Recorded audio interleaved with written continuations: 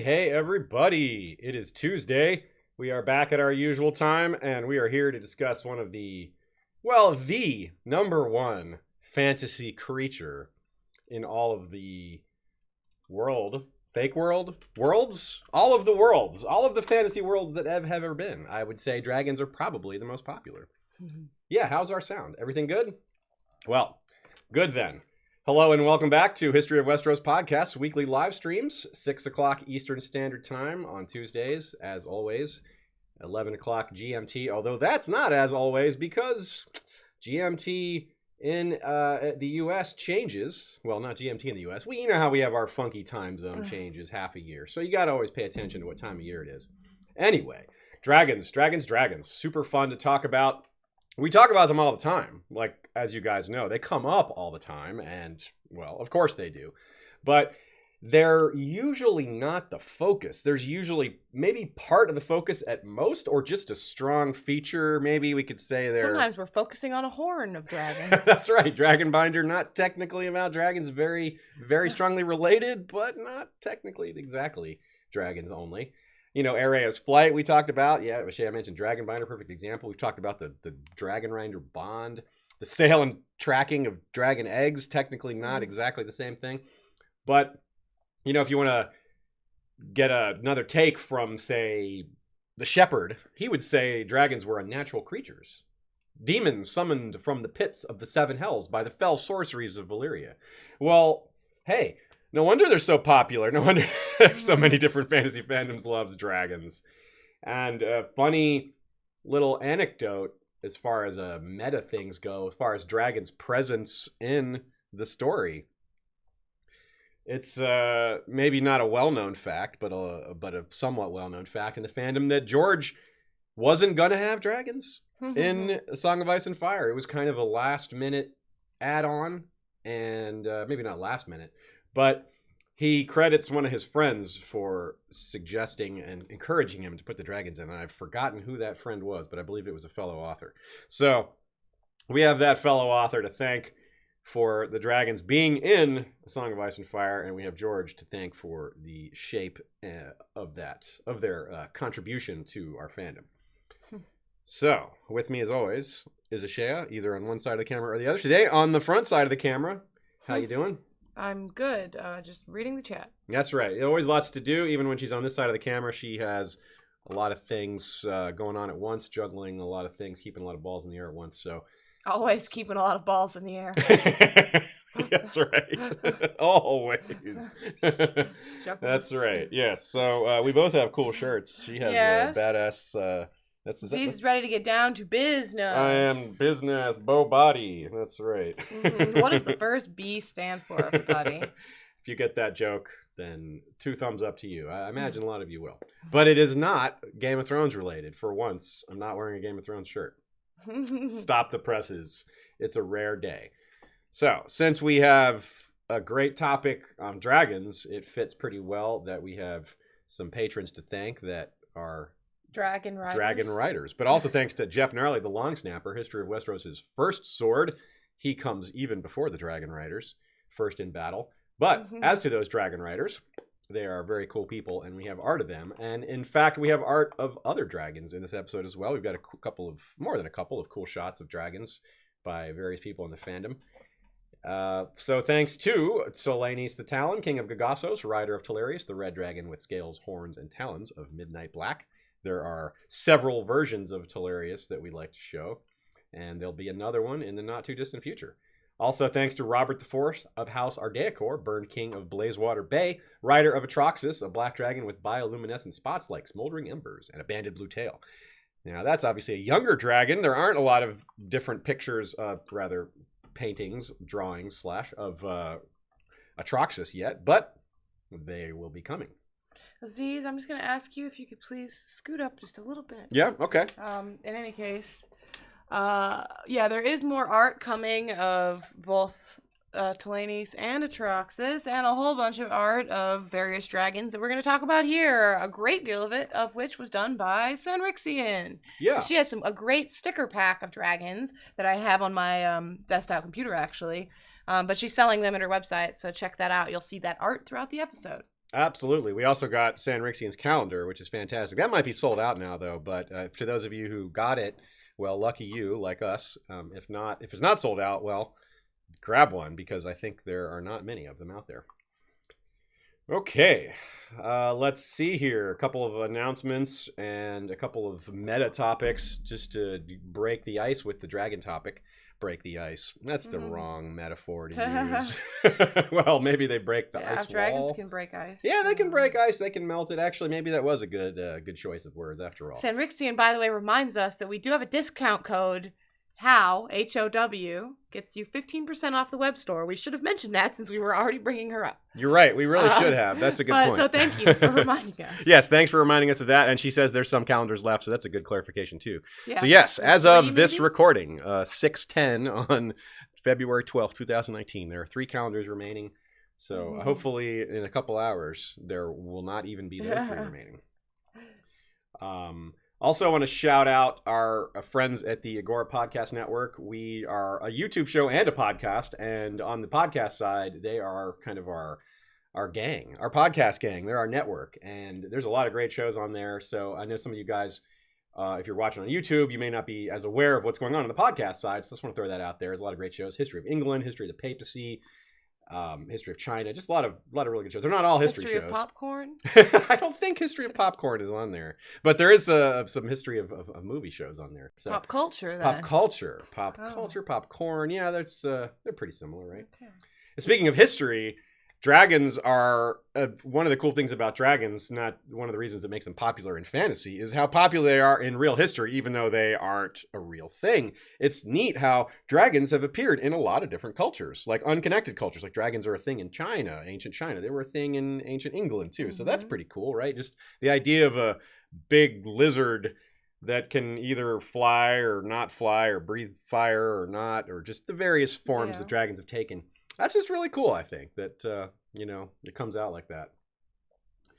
And there's some dragon debate out there, isn't there? Like in the nerd fandoms, which, of course, I don't use that term disparagingly. We are in a nerd fandom, very definitively. Nerd.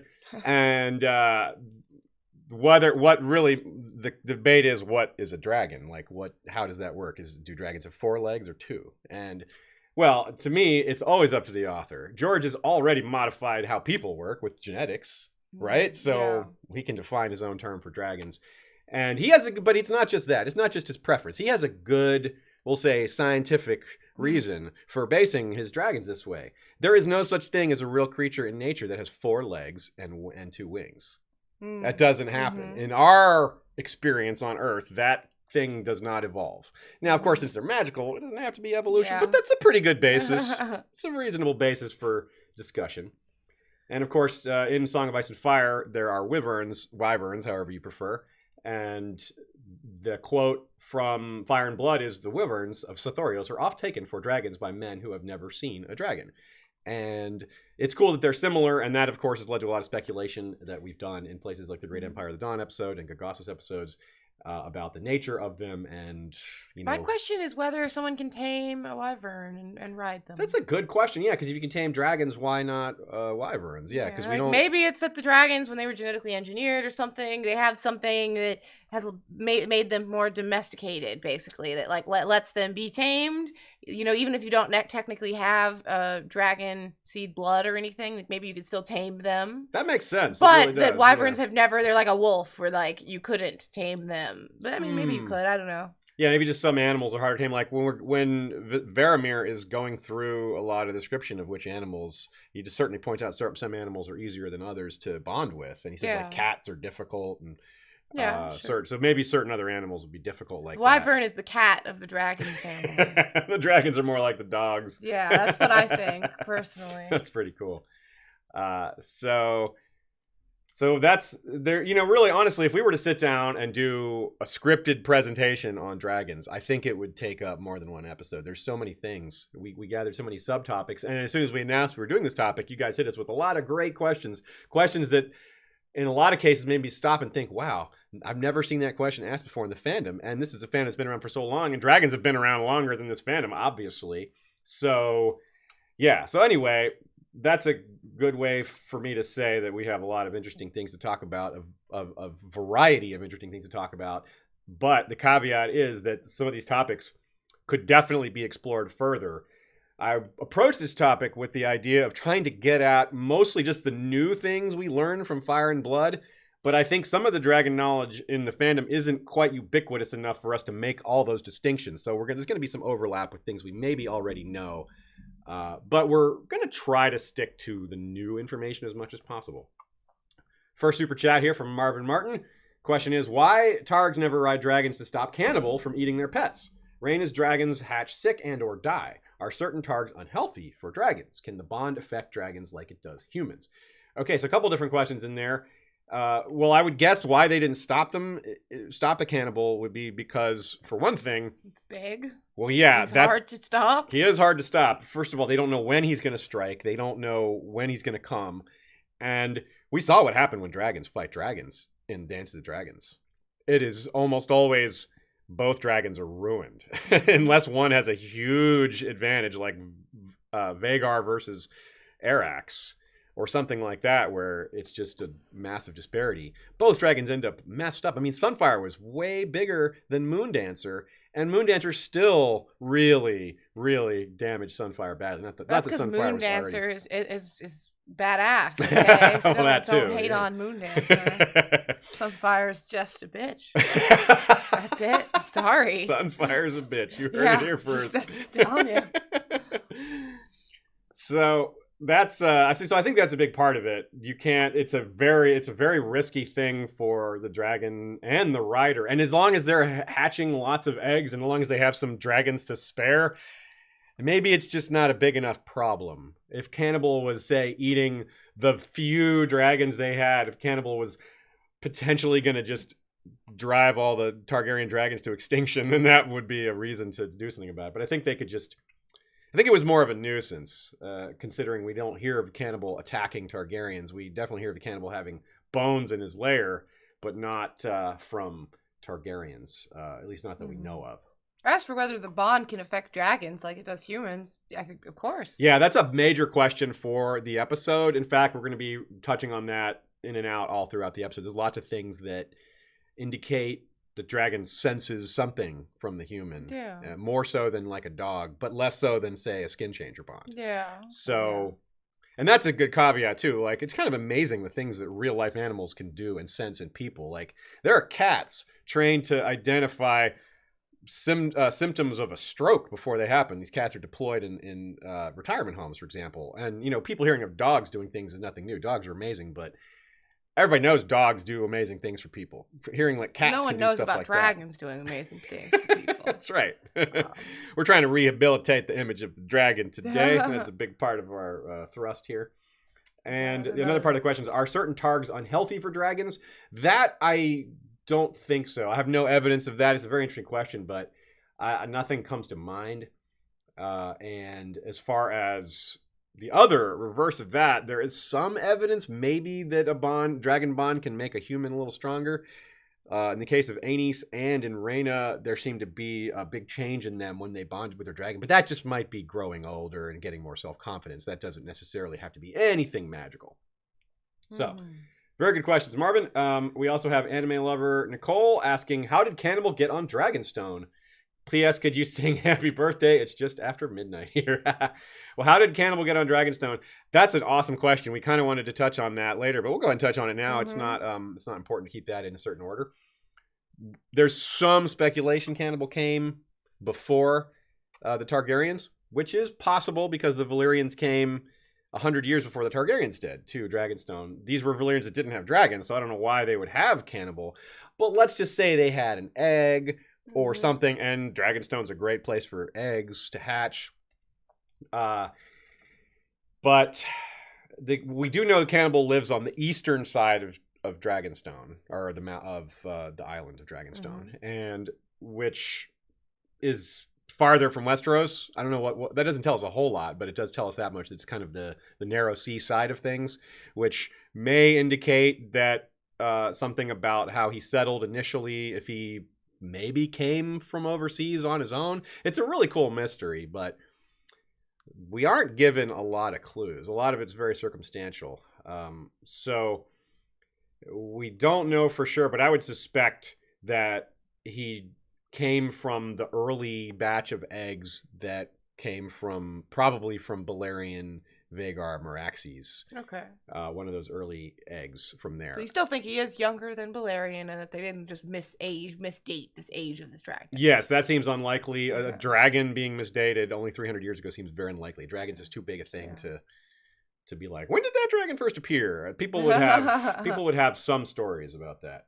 It'd be a good question for the dragon keepers. It's something that's something that occurred to me when we were preparing this episode. Is there's this new order of the dragon keepers, which isn't new, but we didn't know that much about them, and we still don't know that much about them. But we do know that they're the ones that have the day-to-day charge of the dragon, so they would be observing all these behaviors.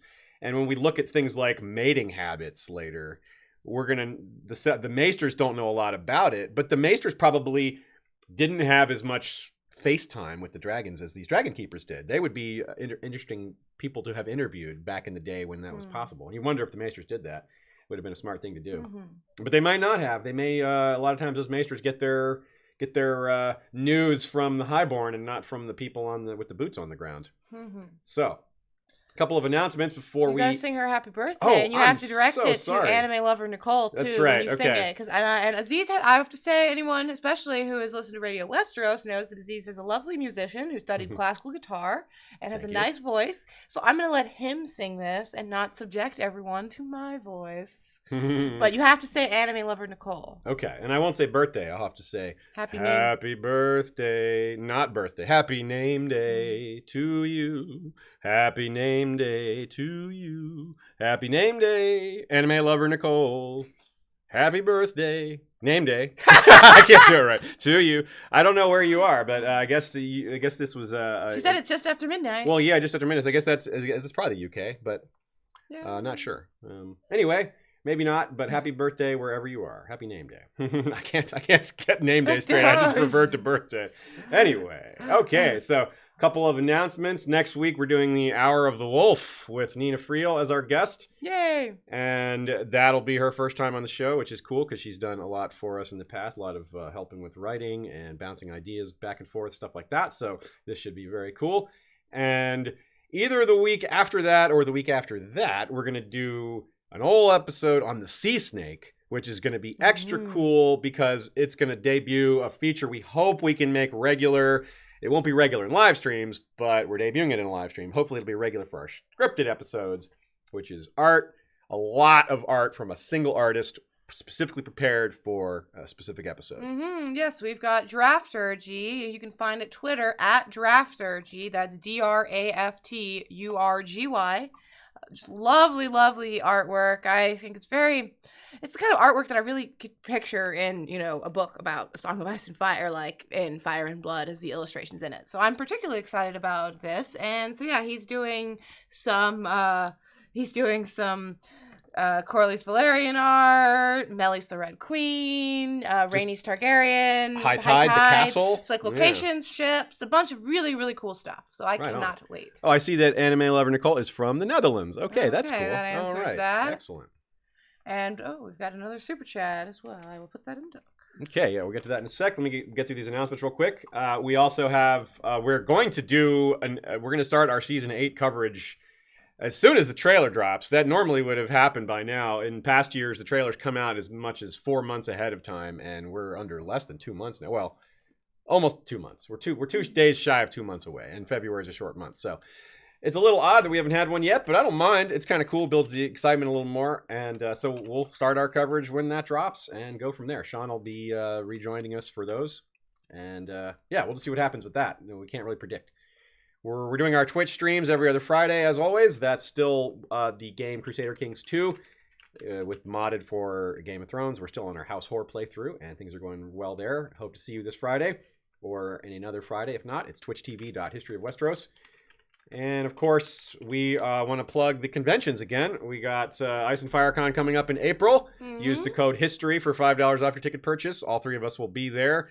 Yes. All 3 of us will be doing panels. They have a schedule out already that you can check out. There will be some tweaking to it, but it is still fun to see. That's right. And even if you're maybe listening to this episode, not in the year 2019, that code is probably still good. Same goes for the same code, history, gets you $5 off A Con of Thrones, which is in July in Nashville. And they don't have a schedule out yet because they're farther out, but they did just announce that John Bradley, aka Sam Tarley, will be there. Happy. So that's great news. I've been telling Aziz this whole time that's the person I want to come. He can attest to that I'm just starstruck. That's the person I'm very, very excited about. Cool. Everyone else can flock to Nikolai.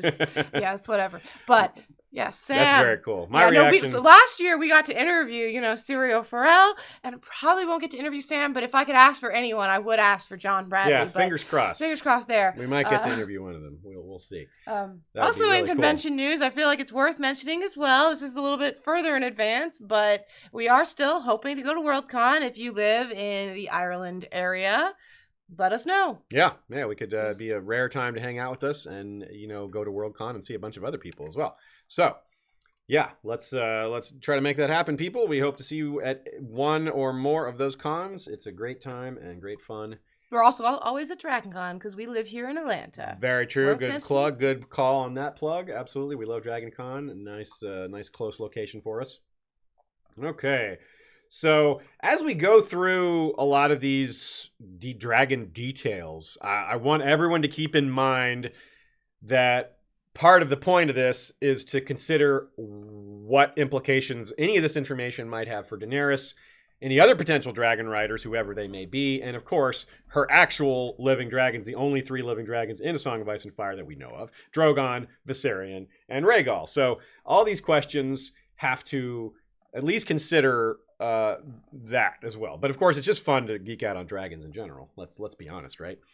One thing that doesn't necessarily apply to Drogon, Viserion, and Rhaegal is some of the things we learn about the really old school dragons. Because one of the things we learn about dragons is that their age means a lot to them. And there's just no chance for Daenerys' dragons to ever really age, right? They're not likely to ever get old, at least not in the time span of the series. Maybe one of them lives, and who knows after that. But that's something to keep in mind, too.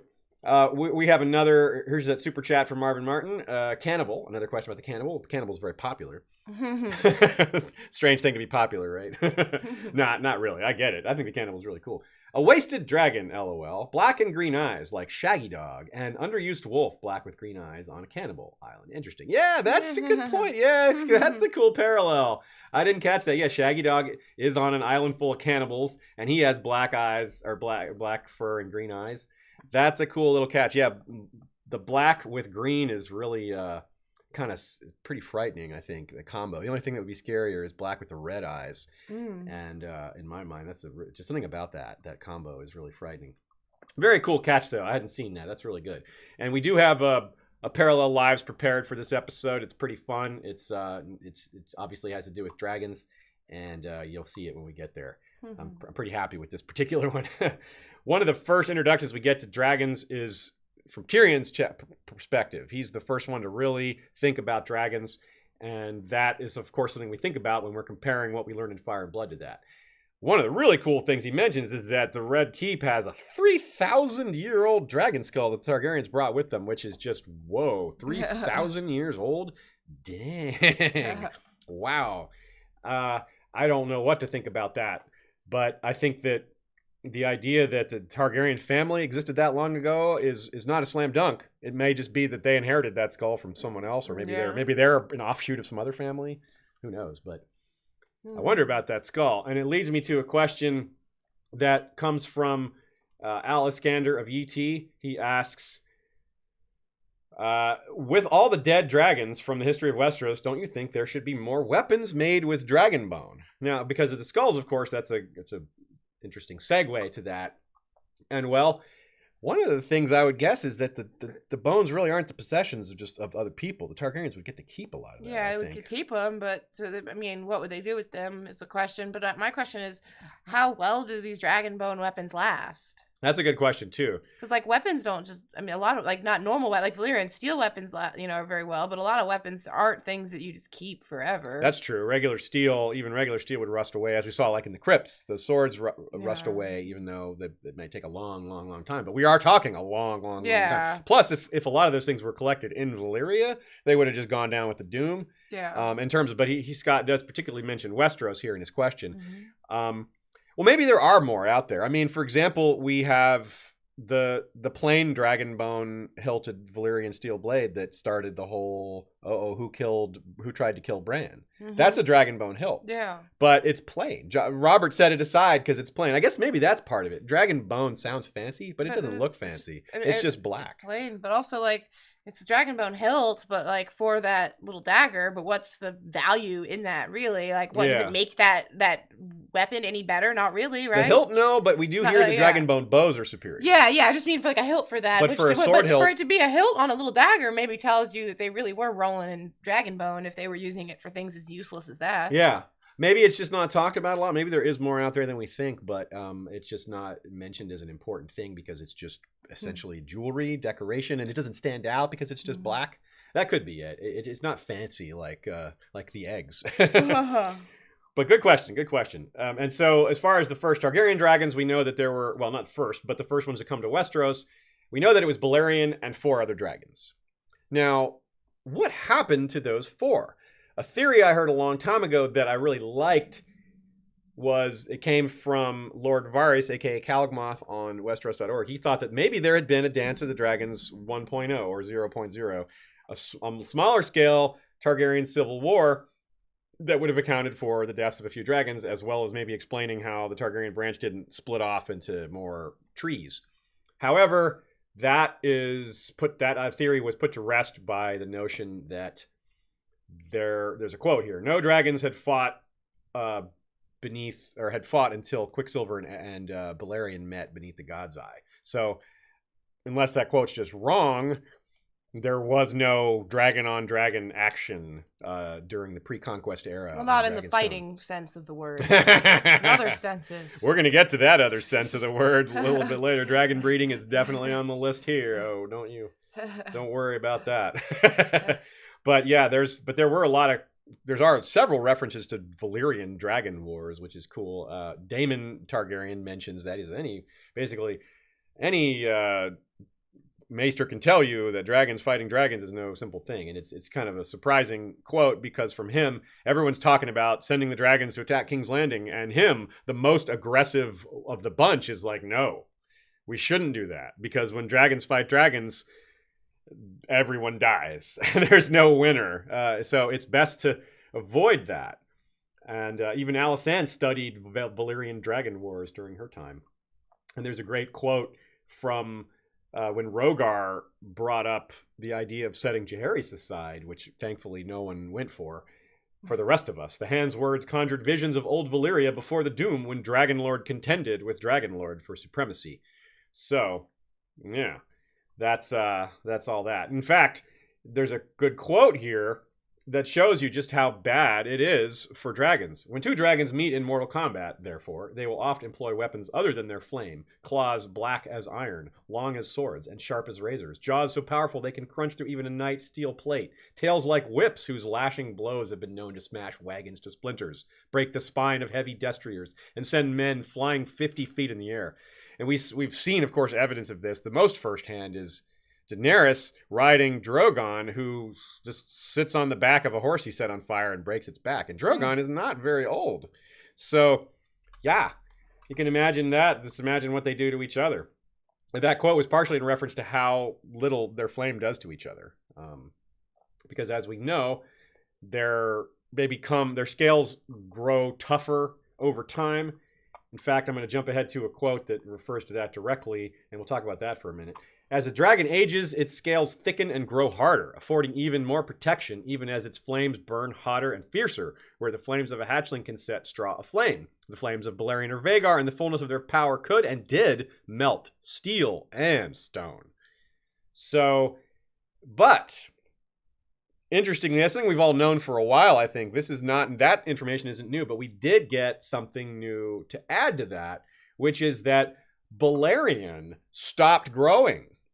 Balerion did cease to grow at some point. It's mentioned that he just wasn't getting any bigger, which probably or maybe means that his scales weren't getting thicker. His more, so he wasn't getting tougher in that regard. He may have finally been on the way down, right? It's not just do they grow bigger until the day they die. That doesn't sound right. There's probably some decline phase. And of course, with Balerion, though, the information's a little confounded because in his, They're like Benjamin Button. We're like, once they get to this certain point, then they just like go backwards. And that's the natural lifespan of a dragon. Like if you let them live, eventually they just go back into their egg and like circles. What is that? Benjamin Dragon? Yes. Yeah. So yeah, it's a good question, but so we really need to think about. We could really do a whole subtopic on. We could call it Dragon Ages, Westeros. Dragon Age. Huh? Yeah. And it's we know that Vhagar lived 181 years, but Vhagar died in battle. Balerion actually died. Maybe of old age, but Balerion had those nasty wounds acquired in Valyria, which it's not hard to see how that might have shortened his lifespan. Maybe that's why he stopped growing. Maybe he would have just kept growing until the day he died. It's not clear. But don't the fact smoke. That don't smoke. Smoking kills, folks. But with four the original dragons coming to Westeros from Valyria, and all of them dying within that 100-year span, and none of it through violence that we know of, at least not dragon on dragon, strongly implies to me that they do have 200-ish year lifespan. Maybe it can go a little longer, but it does seem, I think we can kind of narrow it down. Yeah. Okay. This leads us to another question about young dragons from Jennifer Taylor. Weird question that may have an obvious answer. Do dragons reproduce asexually? I know it is possible in reptiles. And, well, I think reptiles are our best comparison for dragons, but there's so many things about them that don't compare at all. Yeah. Like, reptiles are cold-blooded. Dragons are not cold-blooded. That blood, like, smokes and seems to be acidic. And, that's a pretty big difference. Also, interestingly enough, blue is an extremely rare color in reptiles because it's not a naturally occurring color in that. Like, blue in reptiles is from light reflection in their some sort of thing in their scale, whereas we have several blue dragons. So that's, maybe George is having fun with colors. But of course, George also, on the topic of color, George also has their color, their flame as the color of to match their scale color, that's clearly a fantasy thing. Not only that, but the fire itself, the color of the fire and the fire itself. And interestingly, this is a mystery for some not uncommon animals in the real world. Tommy Pappas responded to Jennifer Taylor's question by pointing out that great white sharks, there's $1 million reward offered by the Discovery Channel for anyone with footage of great white sharks mating. They just don't know how it's done. And frankly, that applies here. We don't know how dragons mate. That's why I brought up the dragon keepers earlier. We don't know what the mechanism is, some reptiles, seriously, just one like reptile will stand above, the male reptile stands above the female and just kind of drops his stuff in there. There's no insertion. It's just kind of a drip. Yeah. It just goes in. A lot of reptiles have two penises, and some of them just have the one. And, they do their thing. They copulate, and the sperm kind of joins in with the embryo, and it turns into an egg. But some reptiles can get sperm in them, and that sperm lives for years. So they can produce an egg like years later, and the sperm is still inside their system ready to go. Which, if that's how dragons work, we have no way to track who the dads are. I'm just laughing at people like, what did I just walk in on? Yeah, the drip, drip, drip. Yeah, that's a rough. Very weird time to come into our stream, for sure. We're just talking about business. Yes. And then it gets even more confusing because some reptiles can simply reproduce asexually. They do not need a partner. So when we hear of Dreamfire hatching or laying eggs without any other dragon around, and the idea that those eggs could hatch, you can see why they were wondering about whether that was possible, because apparently she doesn't need a mate. Yeah. Or she could have had a mate 5 years ago. Yeah, exactly. Back when she was on Dragonstone with Balerion or Vermithor, who knows, any of these possibilities. She saw them all. Yeah, it's really strange. And we have that comment from Barth about dragons being able to change sex at will, and the Maesters kind of laugh at that idea. They think it's kind of silly, but it's a real thing in the real world. We have fish sitting on the other side of this camera that can do that. We have cichlids. African cichlids that do that exact thing, and they change color when they do it. They're sneaky. There's male cichlids that will infiltrate a group of 20 females, one male, which is kind of a typical organization.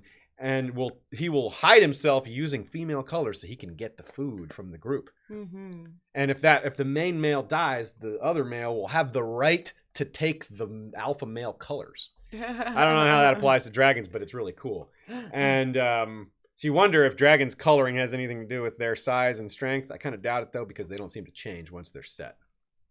There doesn't seem to be any evidence of dragons changing their color after birth.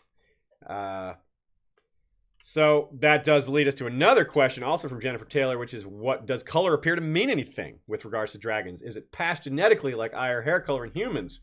Well, as I just pointed out, there's an extreme difficulty in tracking who the mothers and fathers are. It's definitely possible, but we just have no way to really know because there's just too little understood about the mechanism and the logistics behind this dragon breeding. We don't know whether they are asexual, whether they have this long-running sperm thing going on, or some entirely other. Proto Peach super chat, just for the interesting topic with the smiley face. Thank you with the winky face. Yes, it's interesting is a good way to put it. I'm sure. Yes. And Marvin Martin, could the pit have something to do with why Balerion stopped growing? I also asked why nettles tact not used by more people. That's a good question also. Okay, so we'll take those one at a time. Could the pit have anything with Balerion stop growing? No, because Balerion spent very little time in the pit. The pit wasn't really finished during Balerion's day. When Balerion was stolen by Area, he was on Dragonstone, and when he came back, it was to King's Landing, and he stayed there, but I'm pretty sure the Dragon Pit was finished during his lifespan, but I'm not sure he spent a lot of time in it. So it's possible. You know what? I'll revise my answer. It's possible that impacted his later growth, but it didn't seem to change Vhagar. It didn't seem to happen to Vhagar that we know of. So we have maybe confounding data here. So what we probably need is probably other circumstances that were impacting it. We can't get a straight answer that way. Here's a great question from Danny Buck, kind of related to a question we got last week. Would you rather fight 100 duck-sized dragons or one giant dragon-sized duck? I think it's the same answer as last week. Similar, or no, it's a different answer. Last week we went with the single one. We went with the one cow. This week, I would definitely go with one giant dragon-sized duck. Yeah, you would rather as much face as that? I'm scared and dislike birds, dragons are way worse. Okay. Like, I mean, that's 100 little dragons all in your bathroom, or I don't know why I said bathroom, but either I'm picturing them like. last week's question was bathroom. Yeah, that's yes. why. It was, would you rather share a bathroom This with? is me fighting them, but no, I'd way rather fight the giant duck. How dangerous is a duck-sized dragon, though? I mean, there are 100 of them. So 100 of them, very dangerous. I mean, one little dragon is like a hassle. Like, just picture one little duck-sized dragon, like, nipping at you, burning your beard away, like flapping its wings at you. It could mess you up. I guess maybe we should just go ahead and pivot and just spend the entire rest of the episode discussing this. But Danny also has a more serious question. I don't know what he means. That was the most serious question we've ever had. Very serious. He says, How did Barth that all day? How did Barth become such an expert? Did he write literally or metaphorically? Well, I think George gave us a bit of a clue on the first part of that. How did he become such an expert? Dude just lived in the library. He loved reading and spent a lot of time there and just made himself an expert on a lot of things. He had a learner's attitude. He didn't try to... Seemed like some of it was him speculating too, though. Oh, and he just had a good sense of things and logic and how, I think he just was able to guess at things that, make sense. Yeah, when you're guessing at unknown things, it really pays to have a brain that can operate in multiple spheres. And what I mean is left brain and right brain. Left brain thinking is more of the logical processes, data, things like that, whereas right brain thinking is more the artistic sort of creative and abstract thinking. And when you're trying to guess at things that you don't have all the information on, That's where the right brain thinking. You use your left brain to figure out, to analyze what you do know, and then you fill in the gaps with the right brain thinking. And I think that's kind of the kind of guy Barth was. He was very solid with data when he had it, but he was really good at making abstract guesses with limited information. And as far as the second part of the question, literally or metaphorically, mostly literally. I think he wrote mostly literally. There's some metaphor in there, but I think he was truly, honestly trying to get at what made the dragons what they were, what made the Targaryens what they were, why these things operate, why these things are real, how they're real. But he definitely believed in the gods. And with the gods, he probably had a little more humility. In fact, he says that his curiosity is sort of against his beliefs. He thinks his curiosity was a little too much. Which is probably something that all of us would disagree with. But as far as his teachings, the Faith of the Seven teach you to be a little more do as I say, not as I do. Don't ask too many questions. That kind of thing. Authoritarian religion situation. But clearly it wasn't so authoritarian that he couldn't do his thing. So that's good. We have several questions about nettles. And so we have Nettles in the chat too. Oh, really? Well, hi, Nettles. Girl Nettles. Nettles is a really big conundrum. Does Nettles prove that dragons can be tamed without magic or prove in Valyrian blood? What do you reckon happened to her in Sheepstealer? That's from Briannis Paulus, Perulus, and Tommy Pappas asked a similar question. I think a few other people did as well. There's always a lot of curiosity about Nettles. I don't think it proves that they can be tamed without magic or prove in Valyrian blood, but it makes the case very strongly. You choose, Very make your choice. Yeah. Whatever makes you most satisfied. I really think that there's a lot of things in the series that we don't need, that we don't ever need to find out a solid answer for, and you can just choose whatever makes you happiest. Yeah, I think that's a good way to think about it, because that is at the core of how a lot of authors write. They want you to fill in the blanks yourself with what you think it should be, because it's supposed to be for fun in the first place. We're reading a series for fun. This isn't something that we're writing, data-driven reports on for people to live their lives through, at least as far as, living and existing in this world. This is all entertainment. So that's, of course, always at the core of these things. As far as something George said really early on in the game, like 1999, back when you could just walk right up to him and ask him questions about Game of Thrones. People asked him about the three heads of the dragon. It was a big popular question back then because that was something that came out early. And he said the third head of the dragon does not necessarily need to be Targaryen, which of course was, whoa. Yeah. So of course that could be Tyrion, it could be Bran, it could be a little bit of both. It has people guessing whether that means Tyrion is a Targaryen or not, how that affects that whole debate. And I think what it means too is that we are going to maybe see some of these things come into play. We already did see a little bit with Brown Ben Plum. The dragons kind of recognized him, and that scene has felt like foreshadowing for a long time. Whether it's going to be for Jon or Tyrion is another question altogether. In fact, some people took George's line to say that he's talking about Jon, because Jon technically isn't Targaryen unless he technically is, unless he's married, unless Rhaegar and Lyanna were married. So that's a whole other debate that doesn't really get into the nature of dragons themselves, but impacts the bloodlines that dragons may or may not be able to detect. But I personally think that you do not need the dragon blood.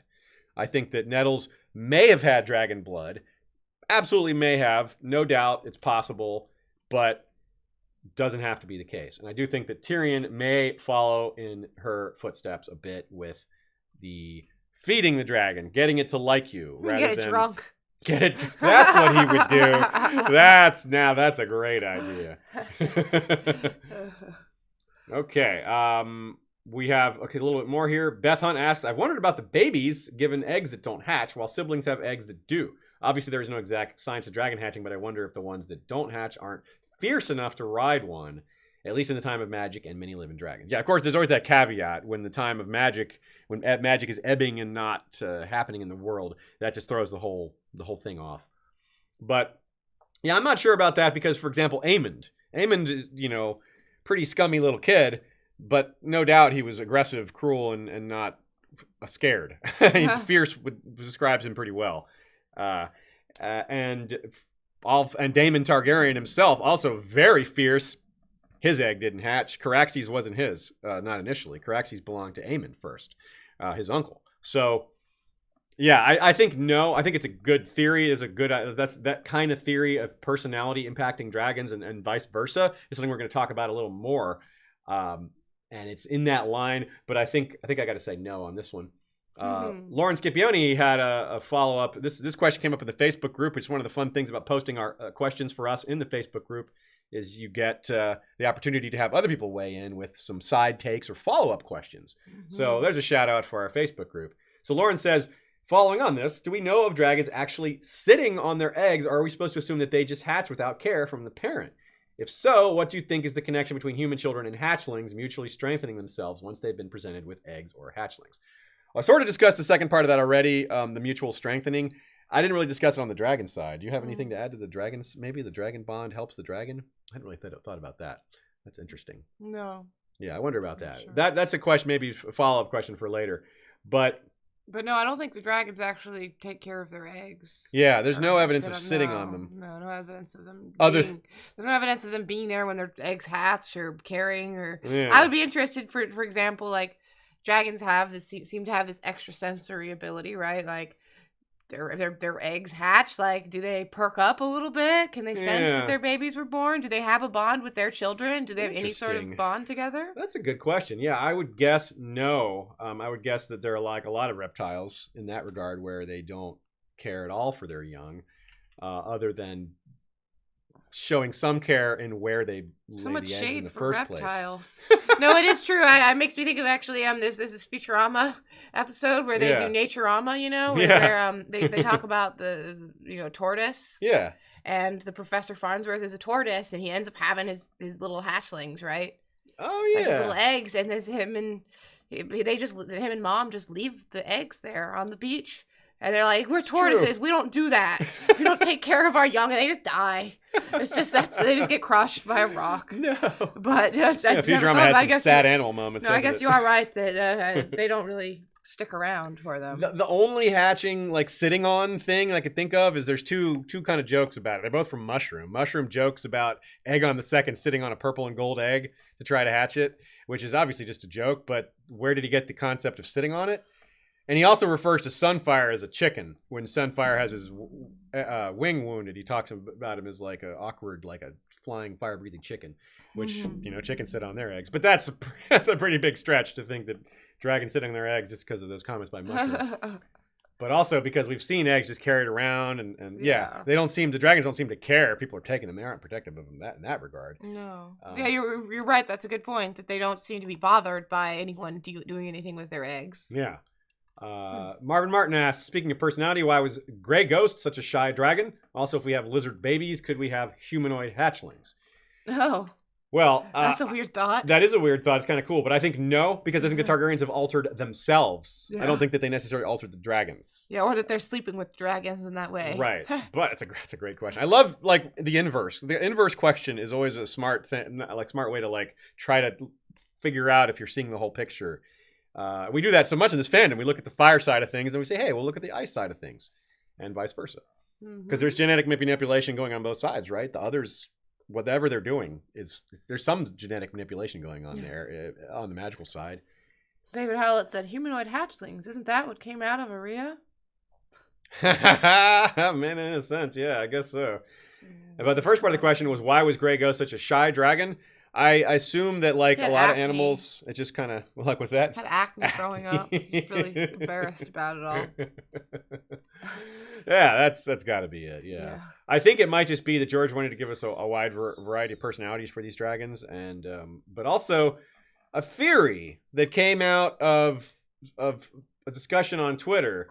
That when we get to our discussion on our Parallel Lives discussion, we're going to come back to a little Grey Ghost theory. So file that one away for later. Acre with another tongue twister for us. Stop Scotch Scotch. Stop Scotch Scotch. Stop Scotch Scotch. Oh, that's not too bad. Stop Scotch Scotch. Stop Scotch Scotch. Stop Scotch Scotch. Did I do it? Yeah, you did. I don't think you messed up. That was pretty good. That was a good pace. It wasn't super fast, but yeah. It wasn't super fast, no. That's good.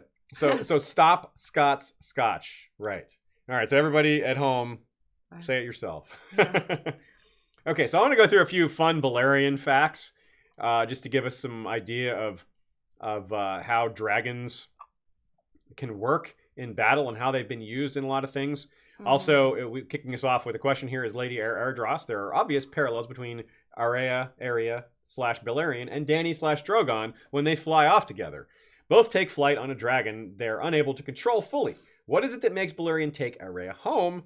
And will there be further parallels in the story going forward?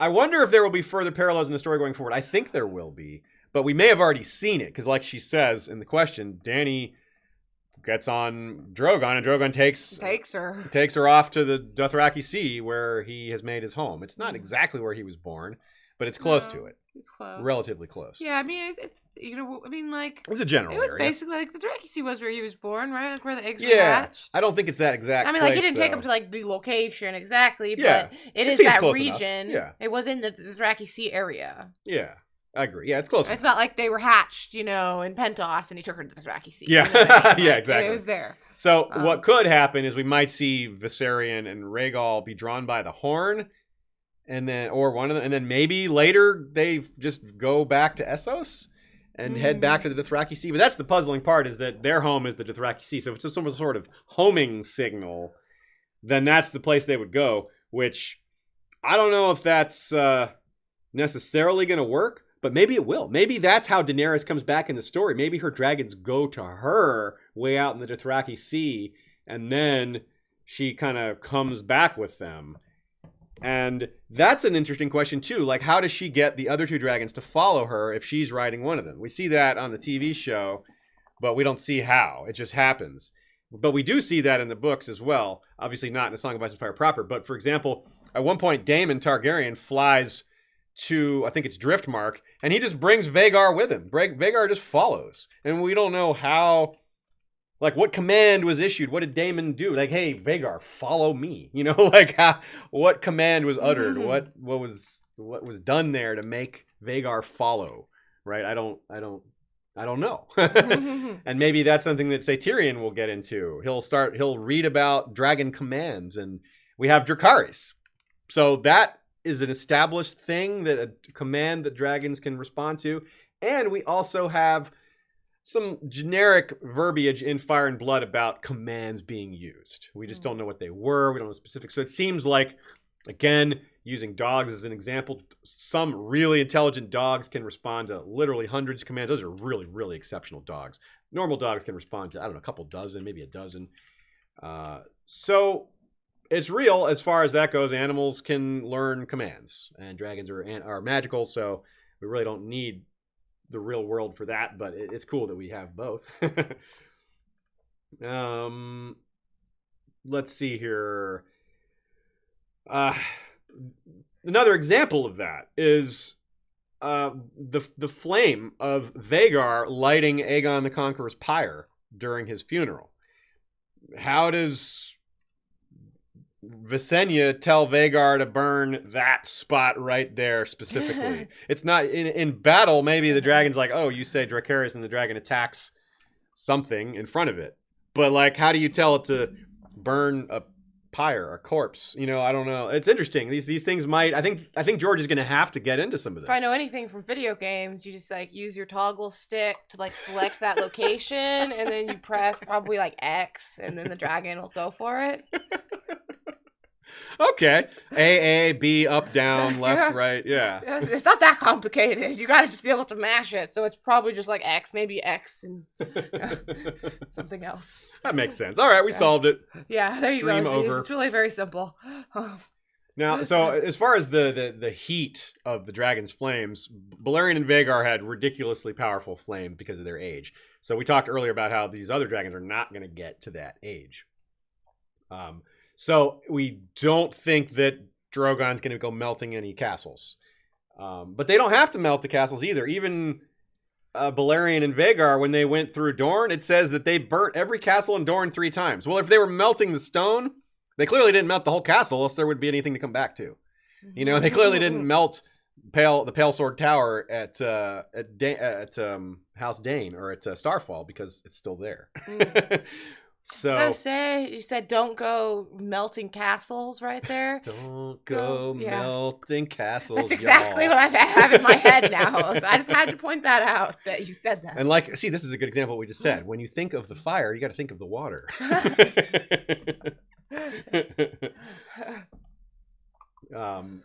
We had a fun time playing with the idea of the Hellholt, one of the castles that was also burned by Vhagar and Balerion, and the sand around the Hellholt was fused into glass in some places because the heat was so intense. And Hellholt's already potentially the hottest place in Westeros. It's called the Hellholt. That gives you one clue. It's in the deep desert, and it's got next to a sulfurous river, and all the Ullers are said to be mad. By the way, Alaria sand is an Uller, and so that means little Lady Lance there is an Uller as well.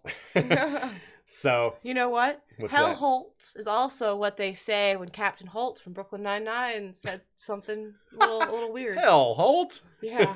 Just saying. Good point. Speaking of Brooklyn Nine-Nine, the most recent episode had 2 references to Game of Thrones. One of them was a massive spoiler. Like, if you are not watching the Game of Thrones TV show and somehow not spoiled on the TV show, do not watch this season of Brooklyn Nine-Nine, because it was really big. Like, I know it was a year or 2 ago, like a year and a half ago, but it was the most recent. Season 6 spoiler.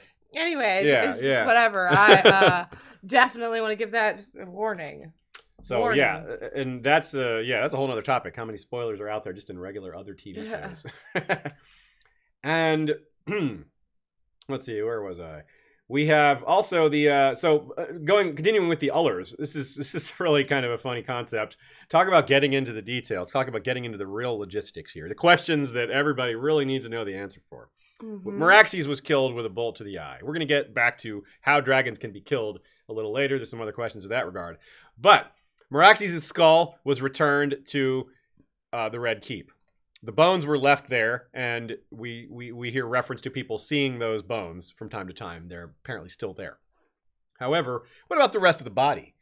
The Ullers seem crazy enough to be like, huh, should we eat that? Hey, Aziz, dragon's more of a meal for royalty, not peasants, okay? Show me dragons! You know. Yes. Maybe dragonflies they would eat. Well, we're really dragonflies. We were really hitting all the different... We just mentioned It's Always Sunny in Philadelphia. We got Brooklyn Nine-Nine. We got TLC. The Office shirt on. Yeah. We got TLC. Yes. Yeah, that's right. TLC.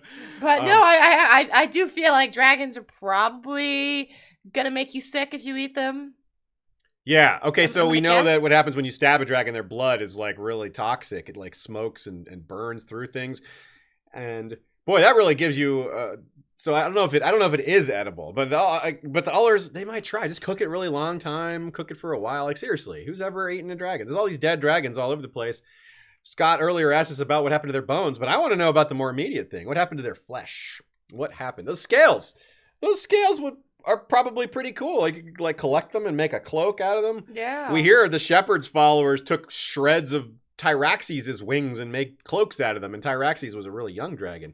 Meraxes was old and silver and gold with silver scales and golden eyes. Well, golden eye after that bolt. Ooh, golden eye. So now we reference James Bond as well. Yes. So who's got dragon recipes for us? We need to cook dragons and eat them and then die from eating them, probably. That would be a great like red wedding twist type thing, or like a giant poisoned dragon feast. You feed them all dragon. They didn't know it was going to kill them. It was the unintentional red wedding. Yeah. The dread wedding. Someone, your Rice Tosh says dragon blood would make great hot sauce. Oh, yeah, it would. And you know those Dornish love spicy food.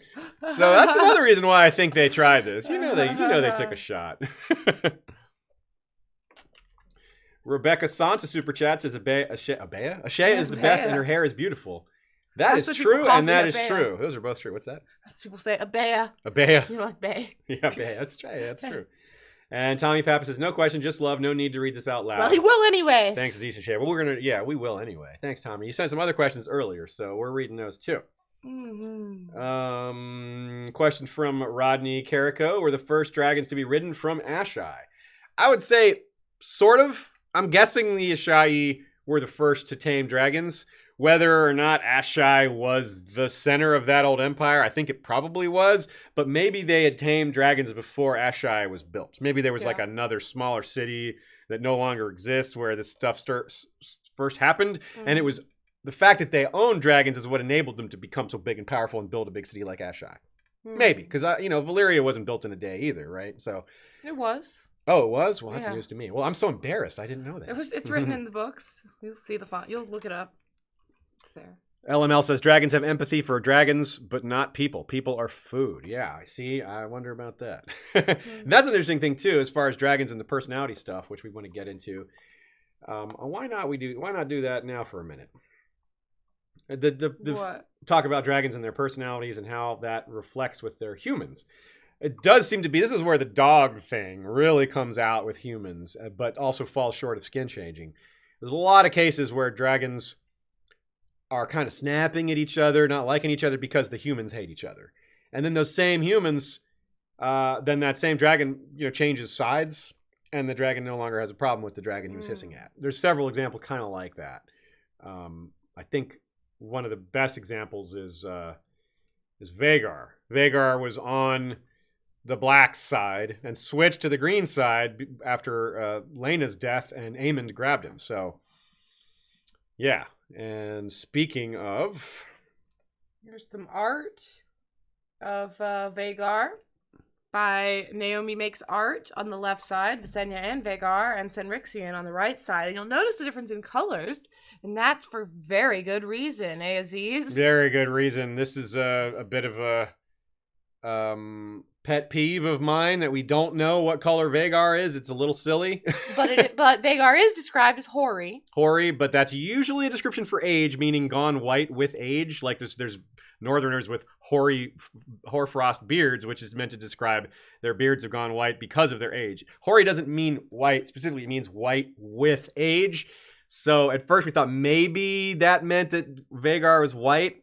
That's the best theory we have right now. Yes. But it is nowhere a sure thing. And part of the reason it's a pet peeve for mine is because we've gotten to ask George questions before. And I asked him, and he said, I'm pretty sure I've revealed that. Yeah. And of course I can't go, you don't know who you're talking to, George. I'm Aziz, so I looked this up. Obviously I'm not going to say that. That's ridiculous. But I obviously had looked that up and thought about it a lot. So I turned over every scale I could to figure that out. And other people have as well, and we just do not have an answer. So, we don't know.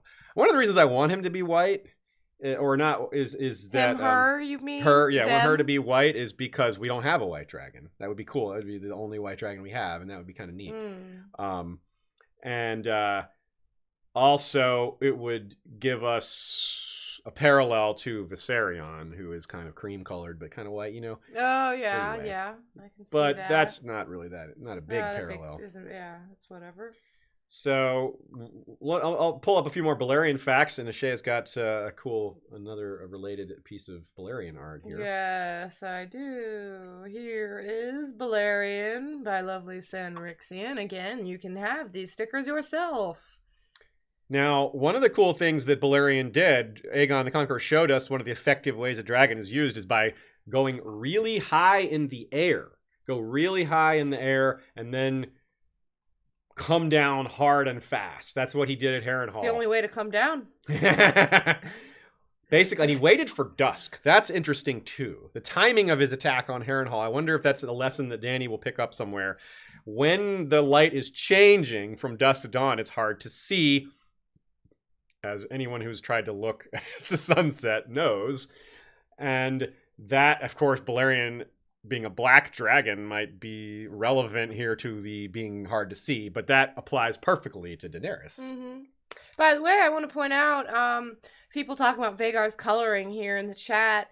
A couple of things there where LML talks about how Vhagar turned the moon red, supposedly. Yeah, that's right. And the hoary thing and if you notice in that art of Vhagar by Senrixian, she did a white with like a red bit to it. Yeah. And people point out that would be a werewood coloring for Vhagar.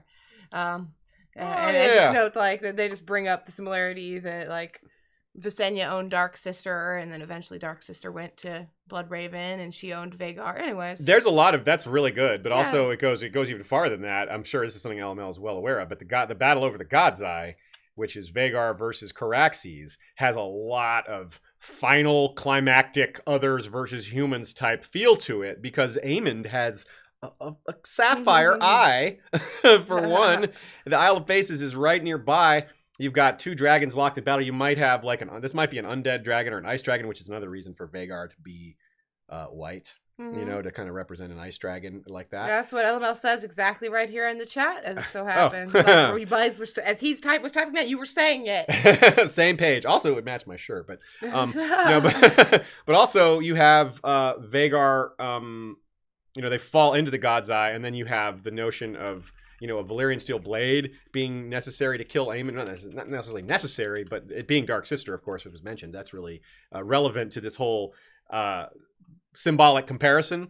And beyond that, if Vhagar is red, then it's a little weird to me that Caraxes and Vhagar are both red and they're fighting together. I don't know. That's not that weird. It's a match. Yeah, I don't know. I guess. But I definitely I'm on board with her idea of it being white and red. That looks really cool. Whether or not that's the right color, I love that dragon art. I definitely think I like the idea of that. With all those teeth and claws and scales and horns, it just looks so cool. Yeah, big fan. Big fan. Good job, Sanri. Okay, let's take a quick mid-roll break for a shout-out or two. Only a couple this time. I just want to say, the Dark Fire Ice says, what about breakfast? Can one poach a dragon egg? Before this. Anyways, I just really like the idea of that. Now that is a meal for kings. Yes, that is not a meal for peasants. No. Cooked in, direwolf fat? I mean, let's make this squid butter? Yeah, something like that. That is some kingly meals right there. Kings and queenly meals. Okay, so let's do a little quick shout out. We've got our Blood Rider patrons who are providing I'm big sorry. support. This is a really good joke from LNL. He said, Alyssa Farman poached 3. I was really that is good. That was worth yes. that was worth 2 an thumbs up for me. I agree. Blood Rider patrons get 2 votes on every episode that until the Winds of Winter comes out, and then they'll be still voting after that. But of course, there won't be as much topic voting when Winds of Winter comes out. We'll have so much to cover initially. And of course, they also get shout-outs at the middle of every episode. Our Blood Rider patrons include Vorsaki, wielder of a Valyrian steel eric with a dragon bone hilt. Kohokoi, called Sunpiercer, wielder of a dragon bone bow. So see, Scott, some people do have dragon bone weapons out there. The Dothraki do. The Dothraki do, yeah. And Kokavo the Tamer, wielder of the wildfire whip Gehenna. Let's just pretend it has a dragon bone handle today as well, just for consistency's sake. I'm sure Kokavo won't mind having a fancy handle on his whip. Also, let's say thanks to our sellsword captains, Peter Blaze of the Emerald Isle, captain of the Werewood Wanderers, to long lives, quick deaths, cold beer, and warm women. Daeron, marshal of the Axe, captain of the Red Tide, resistance is futile. Daeron, shout out to Daeron asking us about, I believe that was you asking us about Expanse coverage. Unfortunately, we just don't have time to cover the Expanse, but we do recommend everybody read the Expanse, watch the Expanse. Watch the Expanse. It's all on Amazon Prime now. The first 3 seasons, the 4th season, and we have a new book coming out next month, like March 26th. Book 8 of 9. Book 8 of 9. So we're really getting there, and they really get them out quickly. We did cover season 2 of the Expanse of the show. If you haven't checked that out, just worth that. But on our show Fandom Media. Yeah, I really wish we had time to cover the Expanse. It really deserves it. But if you guys want to talk to us about the Expanse, join the Facebook group, and when the show's in season, we will be talking about it. Follow us on Twitter. We'll talk about it there too. I'll tell you, if you cover the Expanse, I will happily appear on your show. I just don't want to do any audio editing. So I will appear on anyone's show if it's about the Expanse. Right on. So good segue there. Definitely check out the Expanse if you haven't already, folks. We continue to talk about it. We won't stop. Chiron Carlsbane is captain of the Stone Shields. The torrent breaks upon the stone. Haima Helminth is captain of the Whispering Children. Dead men tell no secrets. Shepard, the shepherd of Essos. All men are sheep before the shepherd. Heir to the Whispering Children. Lady Lajar Dajo is the Iron Lily, master archer, Castellan of the Summer Island Keep, Arboreal Point, captain of the all-female Wailing Widows. Women and children first. Cody the Crimson is Bastard of Bracken, captain of the Red Waste Exiles and recruiter of the Free Folk. Funny story about Cody. He is, of course, captain. He does say Bastard of Bracken in part of his title. And in our Facebook group, I keep bringing the Facebook group up. I swear this is not intentional, but it just keeps coming up on its own. We had a poll by our friend Randy Magruder who posted, pick 3, name your favorite houses. Of course, Facebook told you you're allowed to pick more than 1. He limited it to 3 because, a lot of us could get out of control picking 12 houses. Where do you stop with naming your favorite houses, right?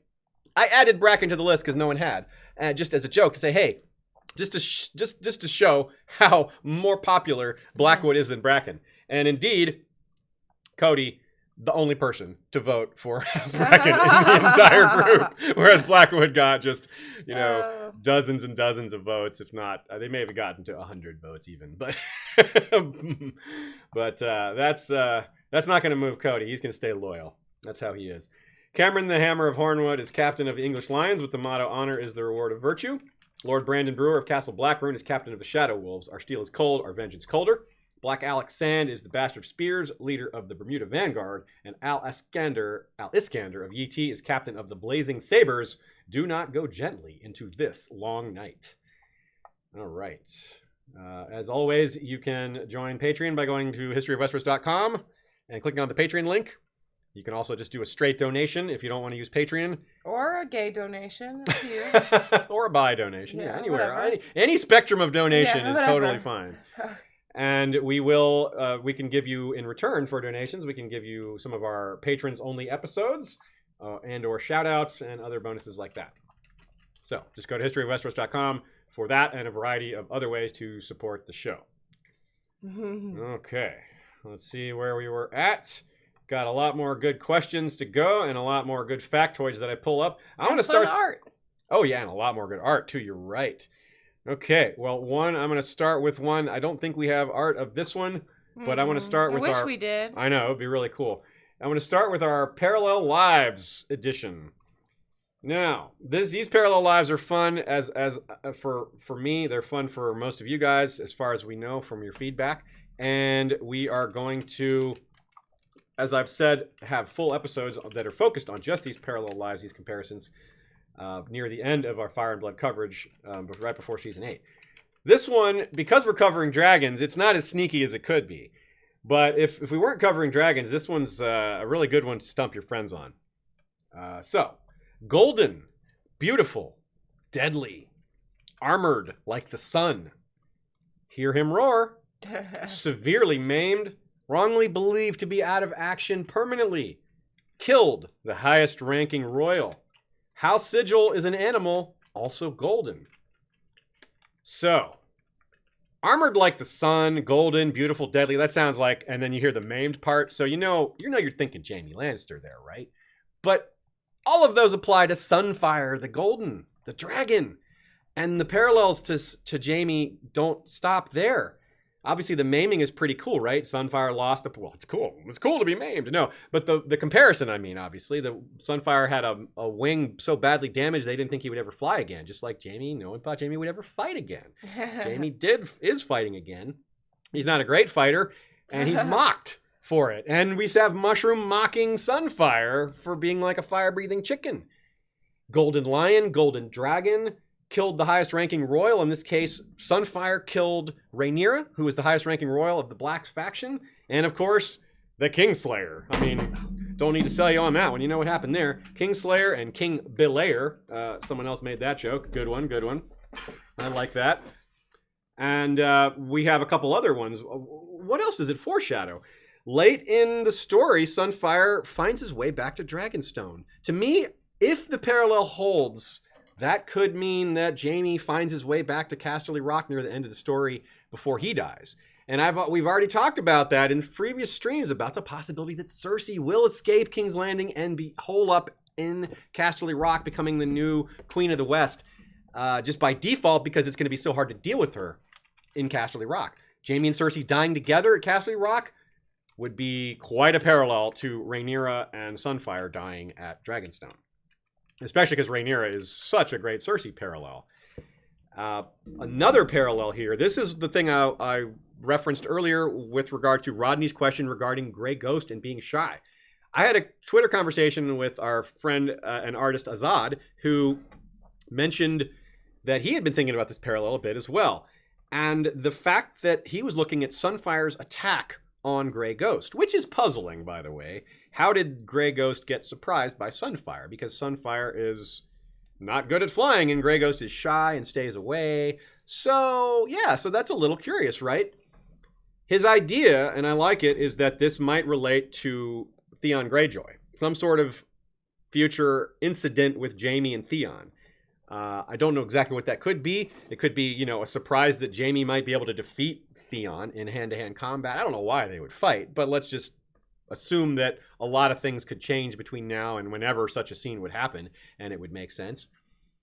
It's a theory. I don't know. I'm not sure that Theon will survive long enough for that. I'm not sure Jaime will go north in the books, but it's worth considering. It's a valid theory. We'll just have to see. And yeah, keep that one in mind for the future. That's a pretty cool comparison. I love that. Jaime and Sunfire. Only came up with that one a few days ago. Okay. I like that you're complimenting yourself. That's a pretty cool comparison. Good job. I'm complimenting George. Okay. Only myself a little bit. So that's really neat, I think, and it kind of fits Sunfire's decline from being maimed to being maimed again to just dying. It kind of fits with how George handles a lot of really good-looking characters. Loras is a similar character who's also on Dragonstone, slowly dying of a variety of wounds. So Loras is kind of a lesser parallel here, especially because he's not golden, but he's beautiful, right? Or he was. So it does fit pretty well for a couple of characters, not just Jaime. And that's how these things are supposed to go, right? We pointed out a million times that it's not all about one-to-one comparisons with these parallels. They don't work like that. That wouldn't be that original then. It would also be too easy. Here's a fun question for us, for both of us. Moke Terry McDonald asks, what dragon would you like to ride? Before Fire and Blood, I would have said Balerion, but after Balerion and Araya, I'm like, nah. I like Dreamfire. I was thinking Dreamfire too. Or I like Morning's colors. Yeah.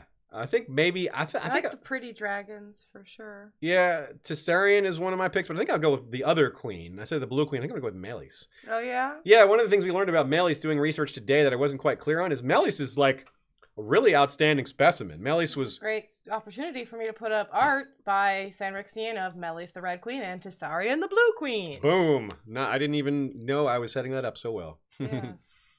And yeah, so they're called queens like that presumably because they laid eggs. Because of course this whole gender question is not settled. Yeah, that is what we tend to assume about that for sure. And because they both have known to lay eggs. Also because of the way their horns look, which is they both have copper sort of shiny metal horns that make it look like they're crowned.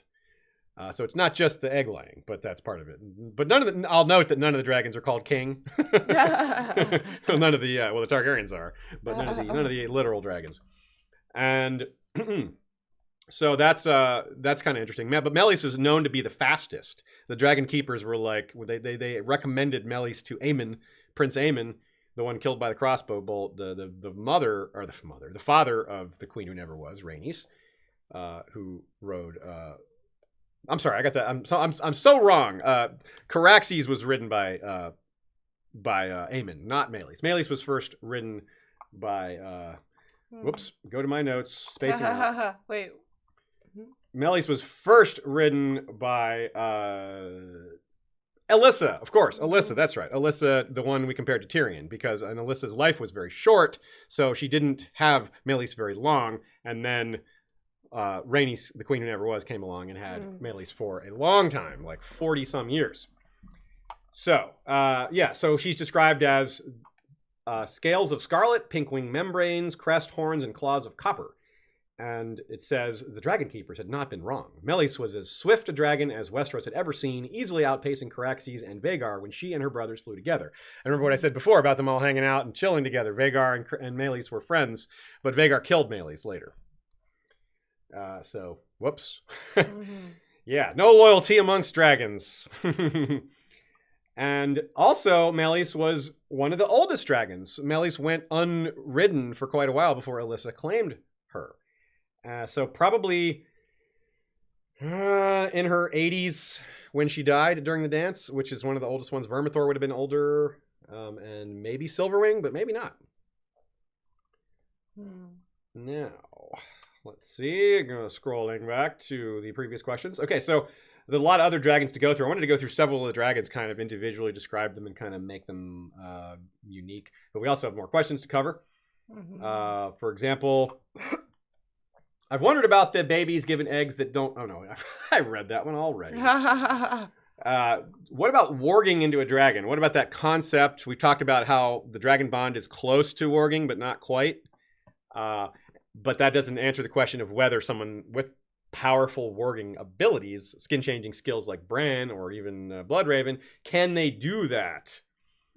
Well, obviously, we don't know till we see it, but I think that's going to come up. It's hard to imagine that Bran can get into all these different animals and control them, and maybe even control them more than Bloodraven thinks he can. Bloodraven might not realize the extent of Bran's powers. So if he can get inside a human and control them, which I don't think that they knew he could do that, at least not well, then why not a dragon? It's going to come up. He may try it and fail. He may try it and succeed. I don't know. But I do think it's going to come up, and I'm very curious to see how it happens. I feel like Bran is going to sort of be able to control a dragon. I feel like he's not going to totally fail, but I'm really just totally guessing. Do you have any thoughts on that? On warging dragons? Yeah. It's a tough question, huh? I think he's going to come up for sure. Yeah. But no, I mean, I could easily see him, like, he tries to work the dragon, and it works for a minute, and then the dragon just, like, pushes him out, or something like that. Maybe the but you magic only need a inside second them. to maybe make a difference or something like that. Like, if he manages to work into the dragon, and then the dragon, like, bucks off the rider, whatever. Like, he could still do something significant, even if the dragon didn't let him stay in there. Yeah, that makes sense. But yeah, I feel like it can't possibly be as easy to warg.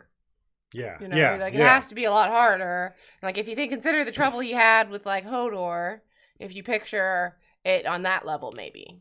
And and of course we have that old Valyrian prophecy of staying away, or just of staying away from Westeros, and maybe that was why, because they didn't want their dragons to be stolen from them by green seers or children or what have you. Of course, on the other hand, that may just be relating to the notion that the dragons, that the others are going to come. The prophecy might just refer to them. So these prophecies tend to cover a lot of bases at once sometimes. Another good example of a question where we kind of take the inverse and examine it from Brianna's Parulis, who says, do dragons have dreams? That's a cool question, because obviously we have dragon dreams, but those are human dreams. I would guess so. I mean, George is taking... dragons dream of electric sheep?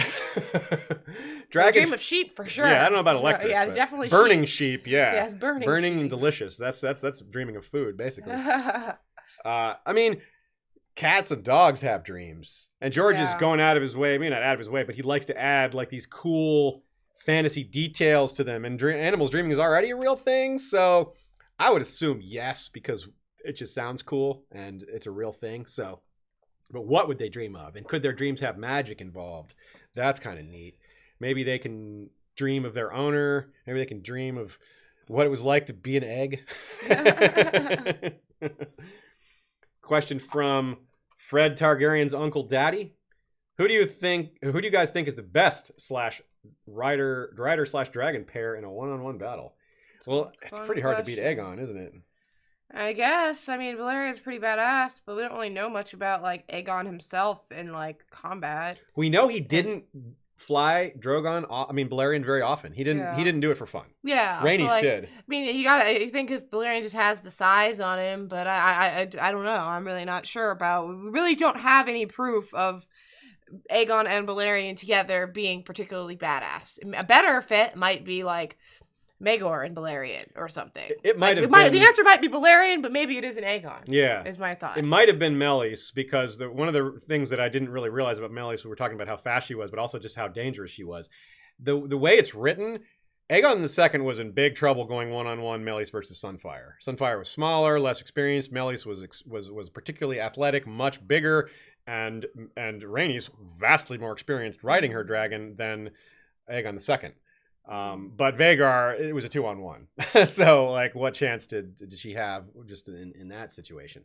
And maybe Meleys could have beaten Vhagar, not without taking a mortal wound herself, but I think that's strongly implied if that had been a 1-on-1. So I'm gonna throw Meleys out as a possibility. I don't know. I'm not, like, super confident.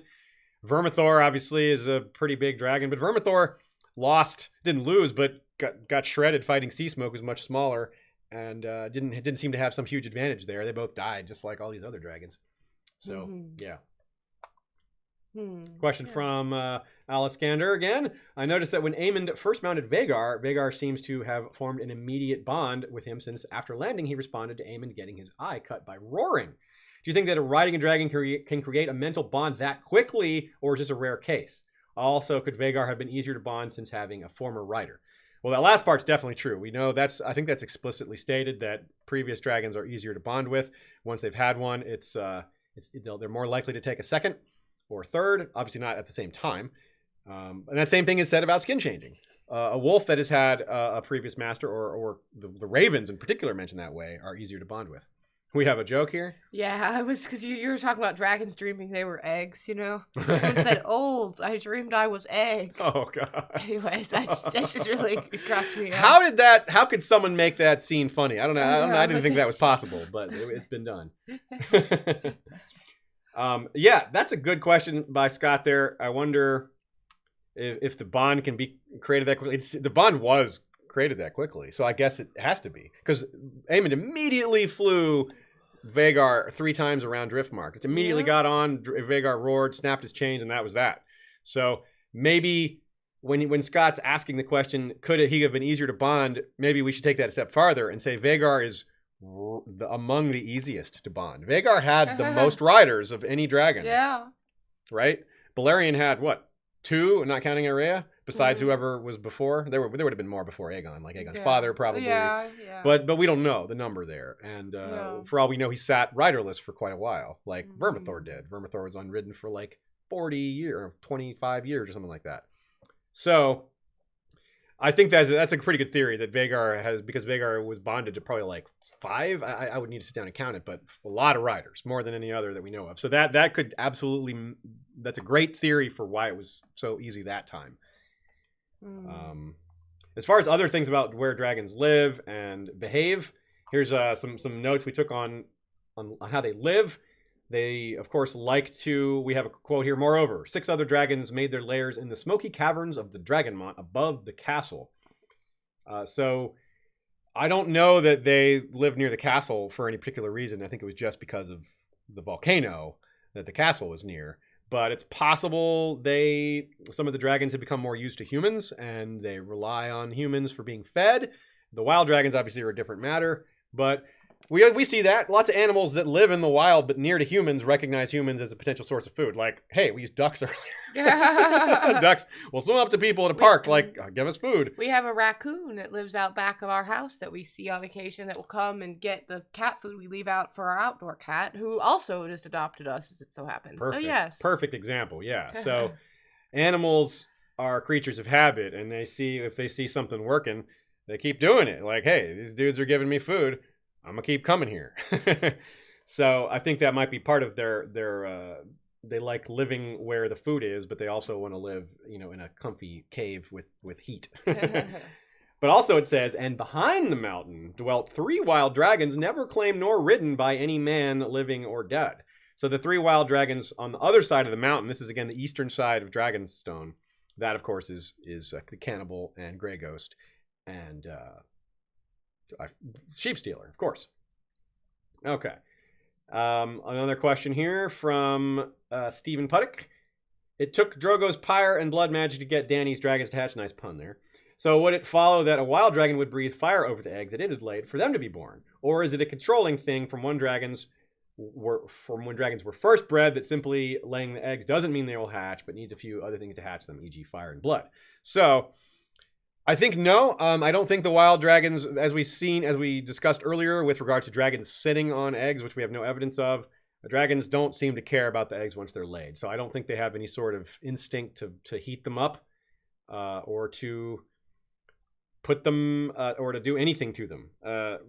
If they're reptilian in nature in that regard, they might bury the eggs in a place that makes sense, like a heat spot. Like, they might put the eggs near the volcano, nearer than their own lair. They might do something like that, because that is at least one thing reptiles do, is they bury their eggs in safe places, at least near the sea or near a swamp or whatever. in a place where it's harder for predator to get at them. So they used to have that instinct, so maybe that's in play with dragons as well, but we just don't have any evidence of it. A funny question I have is, and we're getting into the deep logistics of how dragons exist. Earlier we talked about how Balerion had stopped growing, but it's said that as long as dragons have food, they'll keep growing. Well, speaking of food, the expense of feeding a dragon. We have this quote from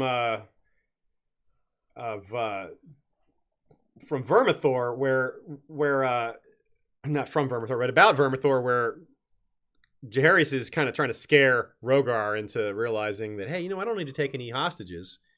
I have Vermithor. Just remember. And he shows him Vermithor during that scene, and Vermithor is eating a bowl for breakfast. An entire bowl for breakfast. I mean, dang. A sheep stealer. Think about how horses are like a rich person's pet or a farm person's pet, but regardless, more often today they're a rich person's pet because you have to have a place to store them, you have to be able to feed these things. It's a huge hassle. It's the same thing with dragons, but times 100 probably. Yeah, just the feeding bill of these things is absurd. But yeah, again, you're also just they have to live somewhere.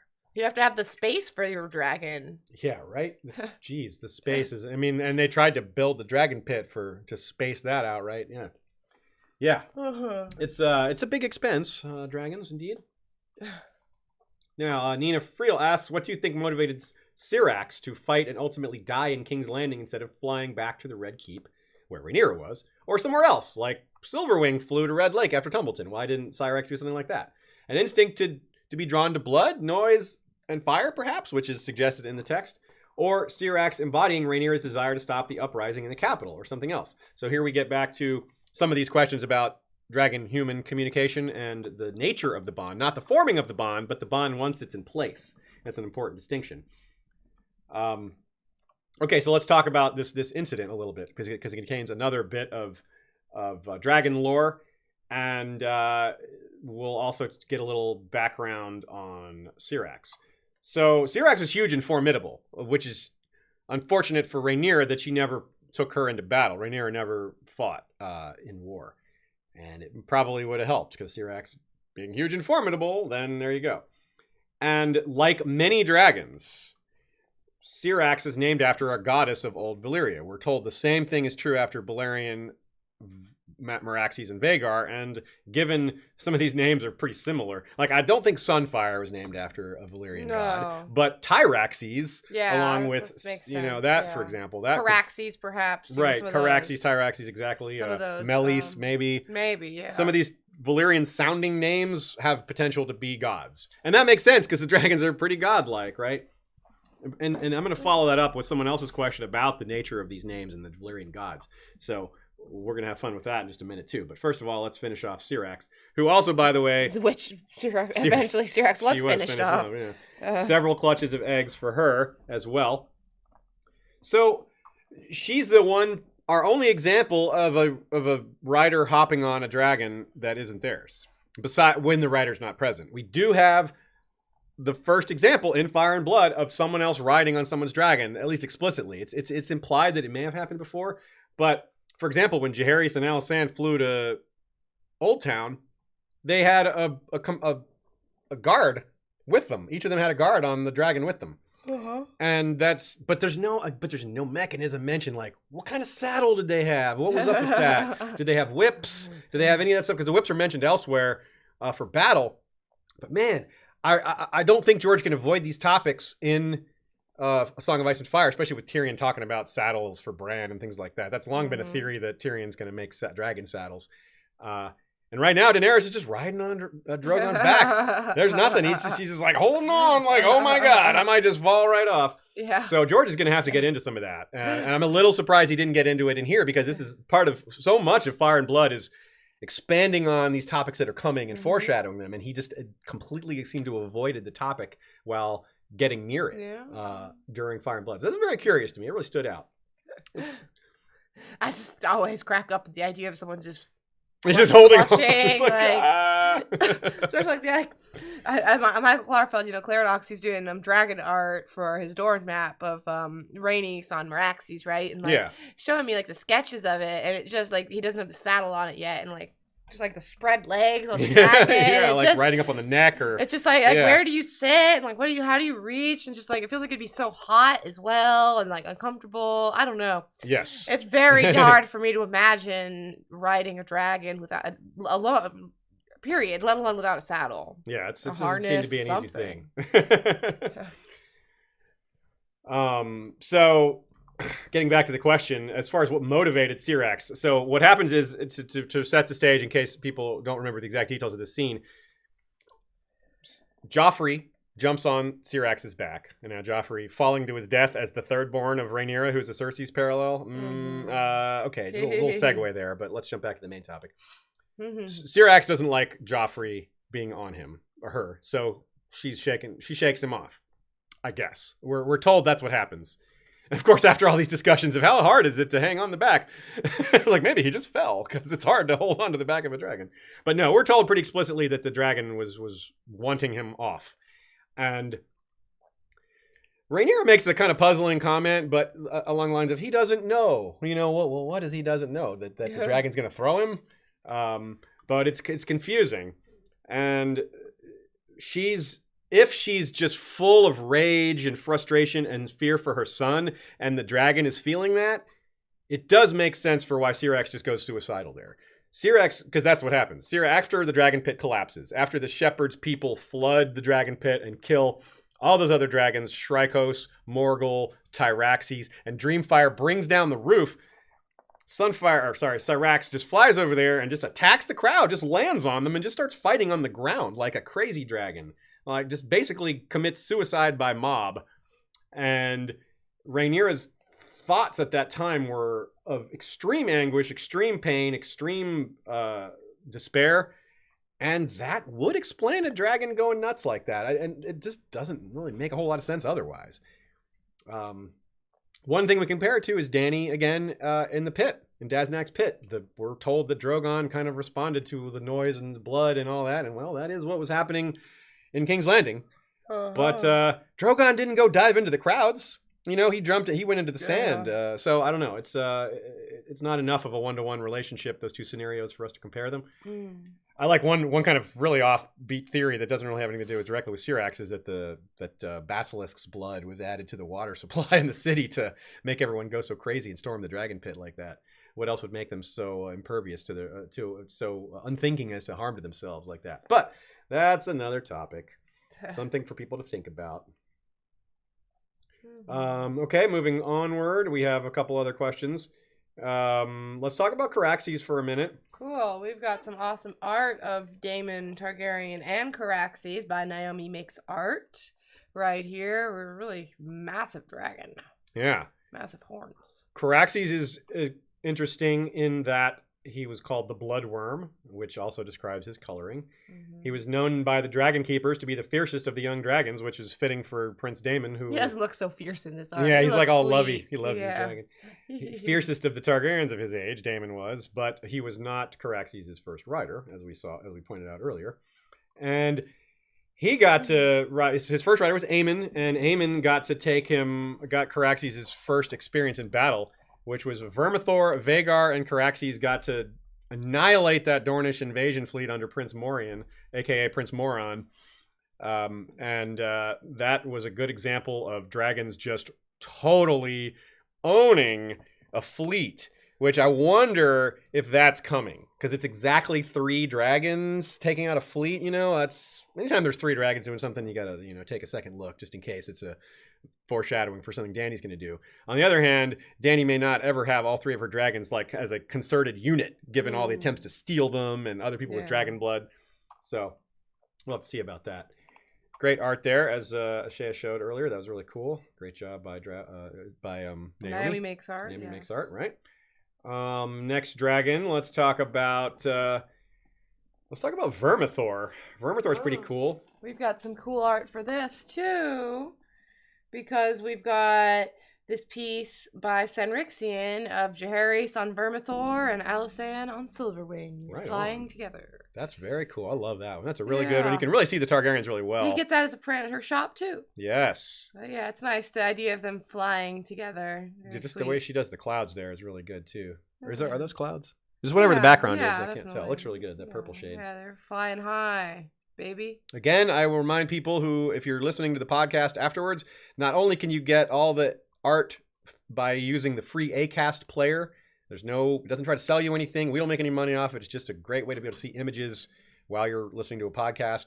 But also, we tend to post the artwork either on our Facebook page and or on our webpage sometimes. So if you want to see these artworks, check them out. There's usually available in a variety of places from us. And if you ever have a question on where to find a certain piece, you can always ask us and we can direct you to the appropriate artist and or store/website, whatever you need to know. It is how we like to support the artists as much as we can. So that's as far as Vermithor goes. It says at one point, of all the dragons in Westeros, only Vhagar was older or larger, and that was, of course, during the Dance of the Dragons. And there was a little time where Vermithor was the oldest, because Vhagar died before Vermithor, but that didn't last very long. Quote, almost 100 years old and as large as the two young dragons put together, the bronze dragon with the great tan wings was in a rage as he took flight, with blood smoking from a dozen wounds. The two young dragons put together in this case is Seasmoke and Tessarion. And that was, of course, Seasmoke and Tessarion was our one example of dragons truly dancing, as we're told. But Vermithor is a little bit of interesting meta trivia on Vermithor. The two dragons with similar names, Vermithor and Vermax. Vermax was the dragon ridden by Jaehaerys. And Vermithor and Vermax are both versions of the name Vermithrax, which is the dragon from the movie Dragon Slayer, which George is a fan of. So George gave a nod to Vermithrax by naming a dragon Vermax and another dragon Vermithor. So that's cool. A little meta for you. Deep trivia cut for you on that one. And as far as Vermithor's life, there's nothing, I don't think we learned anything new about Vermithor in terms of, he was ridden by Jaehaerys, was kind of around for a while before Jaehaerys claimed him. Hammer was killed before he could ride him in that last battle, and then Vermithor died fighting those two dragons. Shortly after. And then we have, another dragon we haven't talked about too much is, we're talking about Dreamfire a little bit. We talked about Dreamfire before, but I think we covered her pretty well and covered the fact that she's blue. And we don't have new Dreamfire art for this one, do we? No, we do not. Okay, cool. Well, we also have Moondancer. Moondancer's pretty cool, slender, pale, and green. Art, which Nice. is a sketch from Sanrixian, but Very we can cool. at least see some of the colors. Yeah, it looks like very, very aquatic looking with the blue and green. That looks neat. I like that. And of course, Bela being eventually marrying Alan Valerian is kind of cool because that's their colors, Yeah, the blue greenish. So that fits pretty well. The quote is, Moondancer was a young dragon, pale green, with horns and crest and wing bones of pearl. So that's cool. Moondancer didn't see a lot of action. She was killed fighting Sunfire, finishing off Sunfire. Sunfire himself died not long after. But Bela is one of the few people to survive such a situation. Of course, Aegon II did as well, but he jumped off his dragon. And we talked earlier about dragon blood and how it's toxic and acidic. Well, it's one thing to get hit by dragon flame, but if you survive one of these crashes where all the dragons kill each other in midair or when they hit the ground, if you somehow survive the fall and the dragon flame, you've also got that dragon blood flying all over you.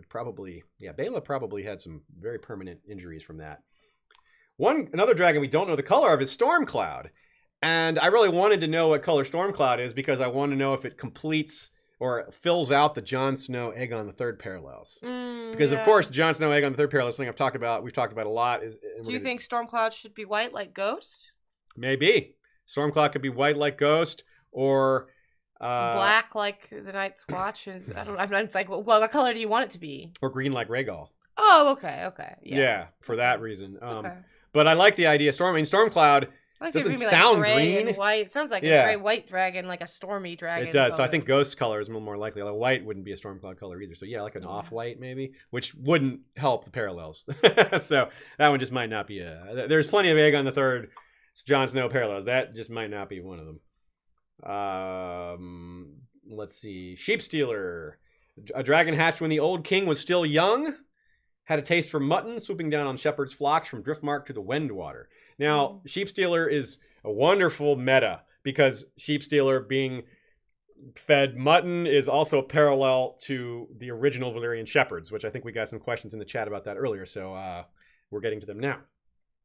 If the Valyrians originally tamed dragons by just getting, the standard teaching, getting you close to animals by giving them things they want and getting them used to you, it fits perfectly. What Nettles did with Sheepstealer may have been what the first Valyrian shepherds did to tame dragons. Speaking of, we've got this art here by Michael Clarfeld, Claradox, of said scenario. Right on. Yeah, look at that. And notice there is nothing, there's no intercourse happening between humans and dragons in this photo. Or in this painting. Yes, Look it's closer, off screen. Though, and you'll see it. And so I think it's really cool. George has managed to just jam pack so much meta, so much foreshadowing, so much information in the Sheepstealer arc that it's amazing. And one of the questions we got also was, what do we think happened to Sheepstealer and Nettles after the fact? Of course, the questioner is aware. She mentioned that she knows that we get the story about what happens with the Burned Men, and that Nettles apparently just went to live there, and the clansmen nearby her were just so impressed that they, worshipped her. She had to stay hidden, and she didn't have money. She was wanted, and she probably didn't like humanity all that much, given how it treated her. She didn't seem to be like a person with a lot of friends. She seemed kind of like a loner in the first place. So I think that she was pretty content where she went. Maybe not content, but didn't have other options. So I don't know that there's a whole lot else to say about her in that, in regard to what happened to the rest of her life. I think she lived out her life amongst the Burned Men, and it was a pretty clever way for George to give them their origin story. But I'm not sure that it has a lot of bearing to A Song of Ice and Fire going forward, because I do think all the dragons are going to die before the end. So what happens to dragons after the fact is cool to think about, but it's also not foreshadowing. Yeah. All the dragons are going to die. All are going to die. Okay, let's see. Other questions and other dragons we haven't talked about yet. I know we haven't talked about Quicksilver. Yes, we've not talked about Quicksilver too much. Quicksilver, unfortunately, had a all too quick run in Westeros, given the being forced to fight Balerion. That's just what? Come on, I gotta fight him. Come on, man, I don't want to do that. Yeah, Quicksilver, good art here. Sanrixian also Sanrixian, like we said, you can get these on stickers. Very great shiny silverness there, and I love the depth. You can really see how the scales behind the horns there. It's good stuff. Yeah, we don't know much about Quicksilver as a dragon. If he may have been a little more on the passive side. It's another example of very quick bonding, which we talked about earlier, because Aegon snuck into King's Landing and just got Quicksilver and left. They sort of just, I don't know how they wrote that into their plan. Like, well, what happens if the dragon won't come with you? And they're just like, nah, just go for it, man. Just go get a dragon. Just go do it. And so that's, I would really like to see like a short story of the sneaking into King's Landing, Aegon and Rhaena. Rhaena goes and gets Dreamfire. He grabs Quicksilver, but how? How does he do that? So that would be cool. But we just don't have much to go with on that. Okay. Another dragon.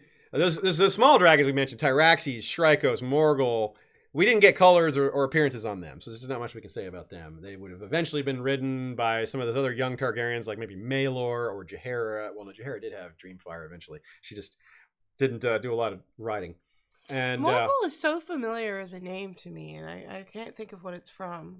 Like, I feel like it's from like Arthurian legend or Morgil is Morgil. Cool. Yeah, Morgil is spelled like that, closer to that. But anyways, yeah, it's definitely a thing. And then there's more. Of course, there's also Valar Morghulis, which is that's true too. I actually, that's maybe what I was thinking of more specifically in terms of just like an association with that word. Yeah, familiar wording and all that. Yeah. Right on.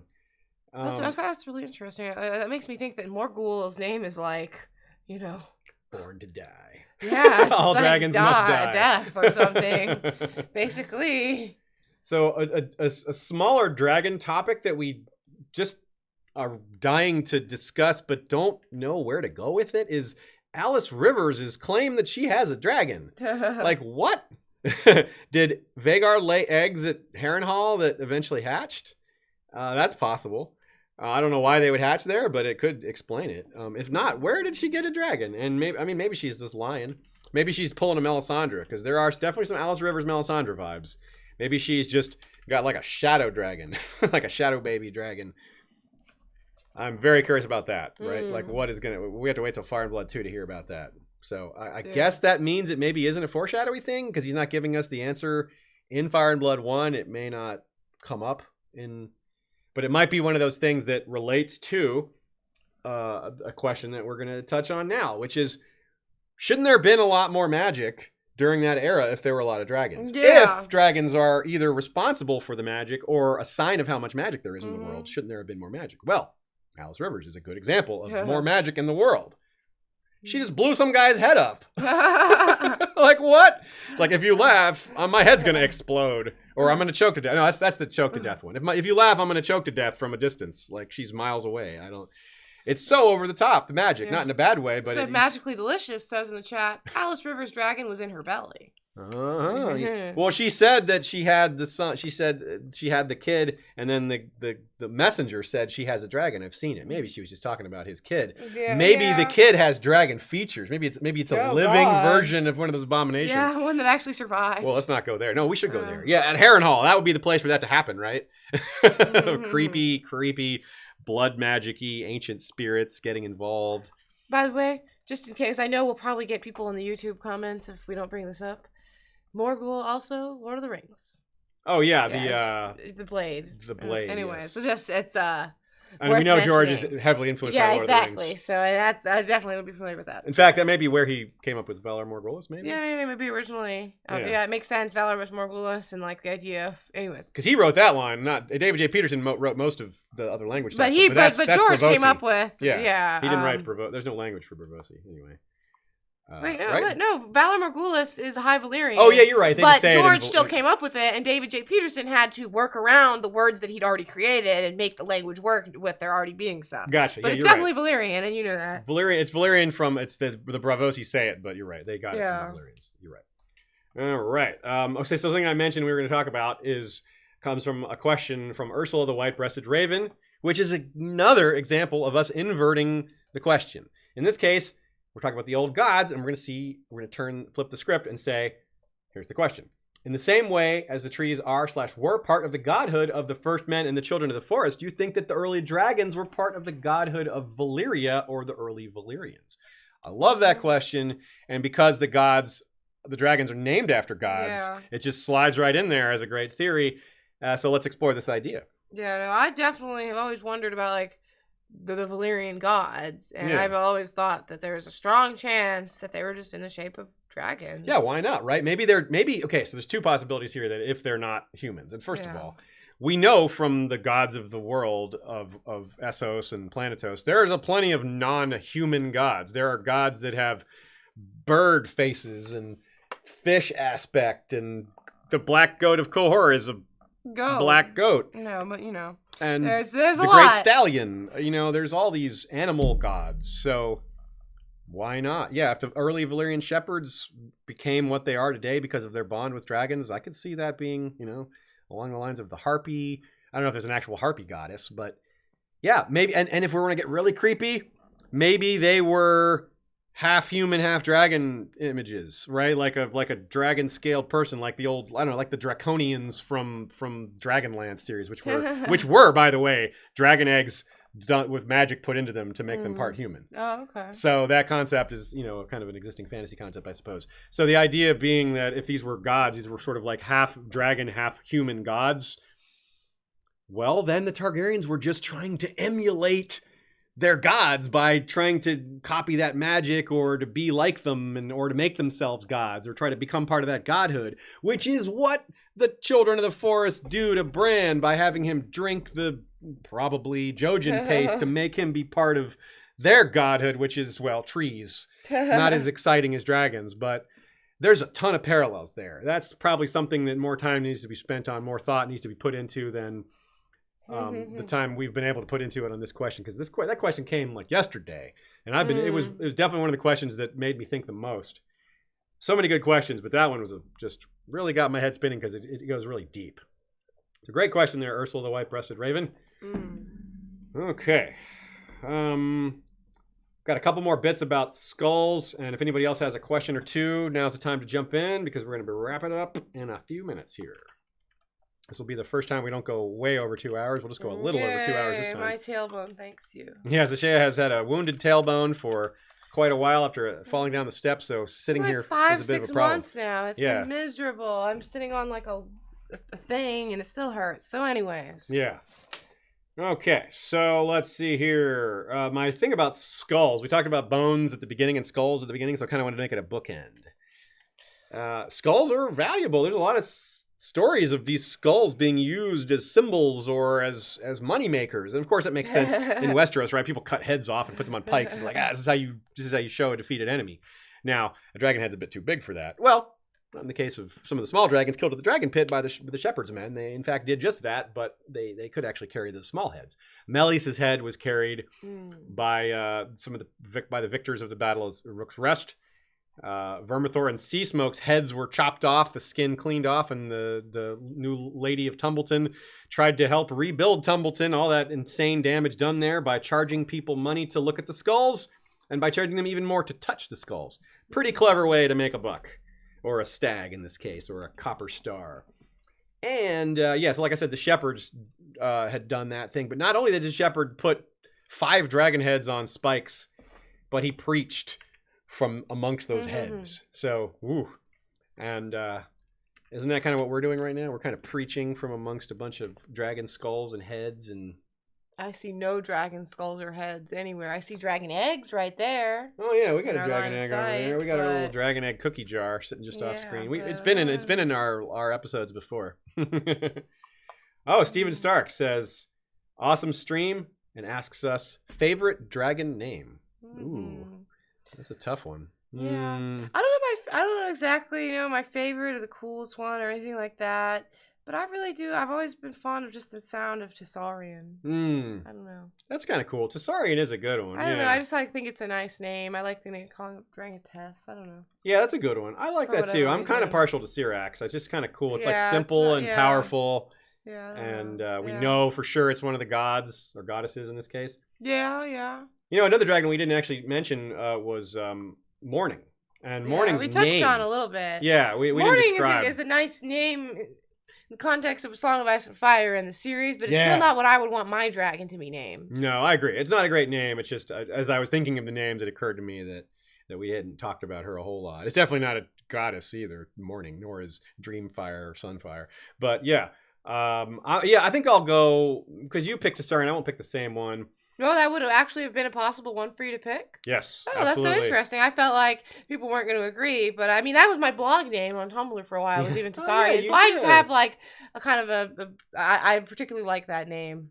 Yeah, I think I'm gonna go. I think I'm gonna go with Caraxes, with Vhagar being close and Meraxes maybe being third. I like Meraxes a lot. I like that combo. Meraxes, Tyraxes. Do you have a least favorite dragon name though? Least favorite dragon name? Yeah, least favorite. I don't know about least favorite myself. Probably. I've never been a big fan of Rhaegal, personally, actually. Oh, yeah, Rhaegal. Just because, it took me a long time to be like, Rhaegal, because there's, a Rhaegal, Targaryen, and there's Rhaegal the dragon. Yeah. So it's just, a weird difference to me. So I've actually never been a fan of Rhaegal. I'm not sure I have a least favorite. Okay. Yeah, I'm not sure. Maybe, but...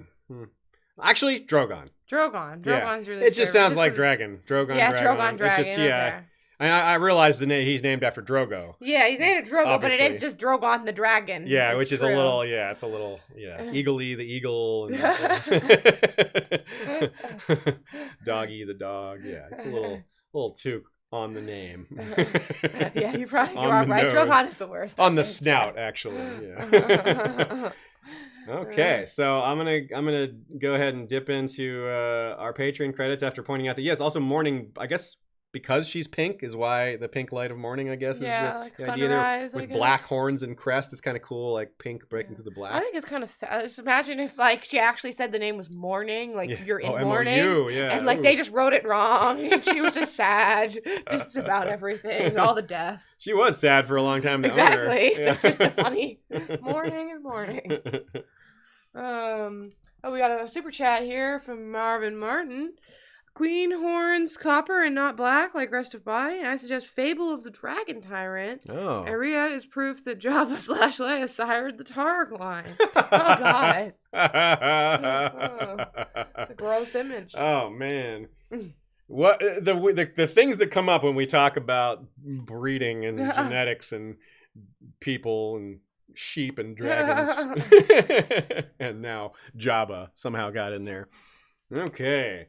Thank you to everyone who attended the stream. Thanks very much for the questions and super chats and support. You know what? Please like the video. Normally I would be pretty mean here, but I'm gonna say thank you to everyone who didn't watch too. Thank you. But only thank you if you watched later. Otherwise, you're not going to know that we thanked you. And I still thank them. Okay, I'm all gonna be right. nice today, Okay. but Shay is very generous in that way. Yeah, so as far as what's coming up next, like I said, next week we're doing the Hour of the Wolf. We did the Hour of the Dragon, or 2 hours of the Dragon. Next week's 2 hours of the Hour of the Wolf. And we'll be following that up, like I said, with either the Sea Snake 1 or 2 weeks after that. And then getting into our parallel live streams and then Season 8 coverage. So, and of course, Blood Raven 3 is being worked on. And we've got a little surprise with Blood Raven 3 planned, is that we have a guest producer. I may have already mentioned who it was in a previous stream, so it may not be a surprise. I think I did. Anyway, some people it'll be a surprise too. And yeah, so thanks again to Ashay, of course, and I just have to say Michael that we Clarfeld. didn't actually answer Marvin Martin's question there. We kind of got distracted with the Jabba Leia thing. He's asked, why were they copper and not black? And well, I guess it's, genetics. It's like a question of asking, like, why is my cat's mustache white and not black, Well, I think part of the question you asked is because their bones seem to always be black. Yeah. But the horns and crest should be bones, but they're not. Well, I guess the horns aren't bones, though. Yeah. Is what we talked about before is that the horns just aren't bones. Maybe they aren't, or it could just be George having fun with the colors like he does with the random colors of the dragons and their fire. I mean, the colors of the fire is pure fantasy, right? I mean, that's his one of the most fantastical elements about them. So it says that's interesting. I just looked up horns just now because I was curious, and it talks about how it's a covering of keratin and other proteins surrounding a core of live bone. So maybe if you got into the horn, maybe it is black on the inside. That actually fits. Heart. Yeah, that fits because it's a covering, like you said, you just read, it's a covering of keratin over bone. So if the color part could be the part that is the keratin. Yeah, or whatever. Whether that works out scientifically or not, I don't know. But George doesn't care about that. It also does dragons. fit for the claws because if any of the dragons have black claws, because keratin, that's your fingernails. That's not the same as bone. It's just a relative, So, anyway. I don't know. It fits. I think it's just part of George having fun, though. I think maybe he didn't put a whole lot of thought into this. I guess bit he of didn't it. obsess over it too much, but we do have an answer. If which is the idea. It's something we talk about in the podcast a lot, which is the idea of plot holes and how you can go looking for plot holes and maybe you can find what you think of one, but if you don't take even a minute to think about what our options are, even if you don't like the solution, if you don't like the way to fill that plot hole, one still often exists. You just maybe aren't happy with how it fixes that. Yes. But I definitely think that's what's plot holes in quotes are fun because you get to fill in the blanks of that hole and, cover the bases there, basically. That's right. So that's a fun thing for me. That's what fan fiction is all about, as it so happens. Good point. That's true. I mean, that's how you explore these character holes and plot holes, but sometimes it is plot holes, to be fair. Or just plot holes, or just you explore the missing stories. Yeah, there's lots of things fan fiction is for, but definitely one of them is plot holes. Which is, Okay, so let me do our credits here, and we'll see everybody next week. Thanks to Lord Mark of House Joseph, the Snow and Winterfell, rider of Mazlacartho, a white dragon with green scales, horns, wings, and talons. See, we do have a white dragon. Oh, yes. Wait, you said Mazlacartho? Yes. Okay, sorry. And there he is. And also Jinx of House Lairs, Green Queen of the Rainwood, rumored daughter of a Woods Witch, rider of Erogenia, a Sylphic albino dragon with amethyst eyes and opalescent wings, another Sanrixian piece. One of the rare kind of purpley dragons we have. That's right. So many people in the chat were asking us about a bunch. There were no purple dragons, but we do see, of course, the purple egg. Yeah. And we don't see it hatch. So we would have, I guess, probably had one, but it never happens. Yeah, maybe Vhagar will turn out to be purple. White and purple. They can be both. They can have white, or she can have the white and a little bit of purple. I like they, by the way, for dragons. I feel strongly that they is the correct term. We don't know their gender. You don't know their gender. Yeah. Their gender, they're non-binary. They switch back and forth. Like, You're right. It's really very simple to call them they. It's perfect. Yeah, I mean, you literally don't know their gender. So yeah. So just saying. That's a good point. Peers of the Realm. The mysterious BR, Hand of the King. The Smiling Wolf is Lord Stephen Stark of the Broken Tower, soldier, scholar, philosopher, diplomat, Hand of Queen Shea, who is also known as the Best. Mm-hmm. Hey, there she is, right there. Lady Suzanne Sinistral is the learned, holder of the left-handed Valyrian shears called Penance and Hand of the Beard. Lord Jim the Fortuitous of Wars and Politics of Ice and Fire blog is Warden of the West. Lord George Stormsville the Cunning is Lord of the Chiliad and Warden of the East. Cabethian Frozen is Lord of the Bricks and Castle Crimson Light, Defender of the Old Gods and Warden of the North. Lady Kelly McMath is of Covington, Lady of the Villa Hills and Crescent Springs, Warden of the South. Lord James Tuttle is King of the Stepstones and the Narrow Sea, commander of the Royal Fleet consisting of the Narrow Fleet led by flagship Caraxes and the Bloodstone Fleet led by flagship Prince Daemon. You know what I'm going to have to do? One of these times, just to mix it up, and I thought of this because someone asked me to sing Happy Birthday. I should sing the credits one of these times. Oh, that would be great. Just make up goofy music and harmony while I'm singing. That'd at least make it a little change up, a little different look for it. By the way, I just want to throw this out there if anyone's listening and has the inclination. For the game streams, Aziz's game streams, I've long wanted kind of an 8-bit version of our song. Of our theme song? Yeah, for the gaming stream. We have it. We have that We have an 8-bit version. We do? Yeah, someone sent it to us years ago. Well, that's hilarious because I've long commented on I think it'd be perfect for the game stream. Just switch it out and have that. I'll find it for you after we're done. Yeah, we've got one. It's really good. Yeah. Oh, that's hilarious. Well, it pays to bring things up. Yeah, an 8-bit. Yeah, it sounds great. It's perfect for the CK2 streams. I feel like. You're right. You're totally right. We should switch it up. But yeah, you're going to sing for us another time. Too. So also thanks to the small council, Lord Daniel, the sneaky Russian, Master of Ships, Grand Maester Via James, Lord Benjen of House Hornwood, Master of Laws, Lord Fabian Flowers, the Bastard of Greenshield, Master of Coin, and we have Johan, who is our Master of Whisperers. Lord and ladies in their castles include Lady Direliz of Castle Naki, the Alpha Patron. Lord Dan of the Red Mountains and Castle Great Bell is Breaker of the Second Stone. Lord Skip of the Velt is Lord of Castle Ganges. Gregor the Toasty is Lord of the Bread Fort. Alicia Everlasting of the Green Blood is Lady of Desert Rose. Lord Ryan of Castle Stonegate is Guardian of the Rocky Mountain Pass. Lord Garen de Haviland is of Devil's Hand Keep. Ashlyn Winter is the Hawk's Eye, Lady of Castle Skyfall. Lady Mikkel of Moonacre is leader of the Werewood Protectorate Alliance. The Lord of the Halls of Castle Hillcrest is wielder of the Valyrian Steel Machete Everglazed. Lord Alistair Whitaker is Lord of the Dawnhold. Lord Bemmy Snuggle Bunny is Guardian Ranger of the Hidden 100-Acre Werewood, dual wielder of the Valyrian Short Swords Glorious Morning and Little Light Wise, and sharpshooter of the Werewood and Ironwood Laminated Longbow Todd Von Oben, rather. Brian the Defender is Lord of the Spear Fort and the Freelands, last scion of Clan McCulloch, Strength and Courage. The Bastard of the Wolfswood is First Forester of the Old Gods, sworn to House Iron Werewood, listen for the silence.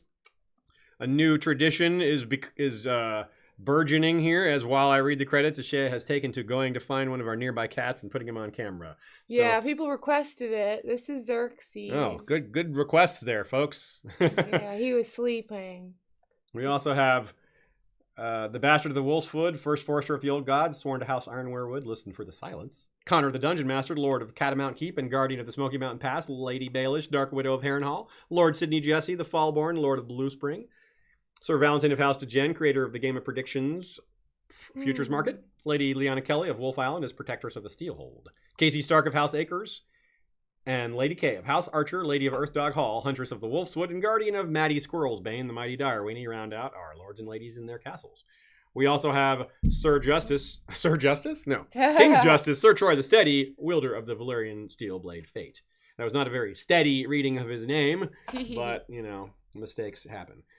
Our Queen's High Council includes Rebea, Star Eyes, Lady of Waves, and Mistress of Ships, Captain of the Iron Shadow Cat, In the Shadows We Bear Our Claws, and Grand Maester Elizabeth, middle daughter of Lyanna Mormont, First Lady to forge both the Silver and Valyrian Steel Ink, and currently there's no Master of Coin or Laws. But you do have a Master of Whisperers who haven't moved into place yet. No, you haven't. Well, he's kind of doubled up in a couple spots. He's hanging out in a couple places. It's cool.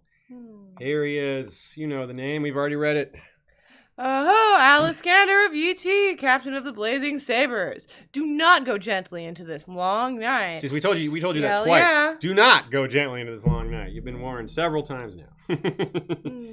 And continuing on, our Kingsguard includes Miriam R., the Lord Commander, Sir Dollars D., longest tenured White Sword, Willa Crowsbane, Guardian of White Tree, First Lady of the Free Folk, Sir Dean the White, Knight of the Black Star, Sir Jord of House Pepsi, the Beverage Knight. Our Queen's Guard is right here.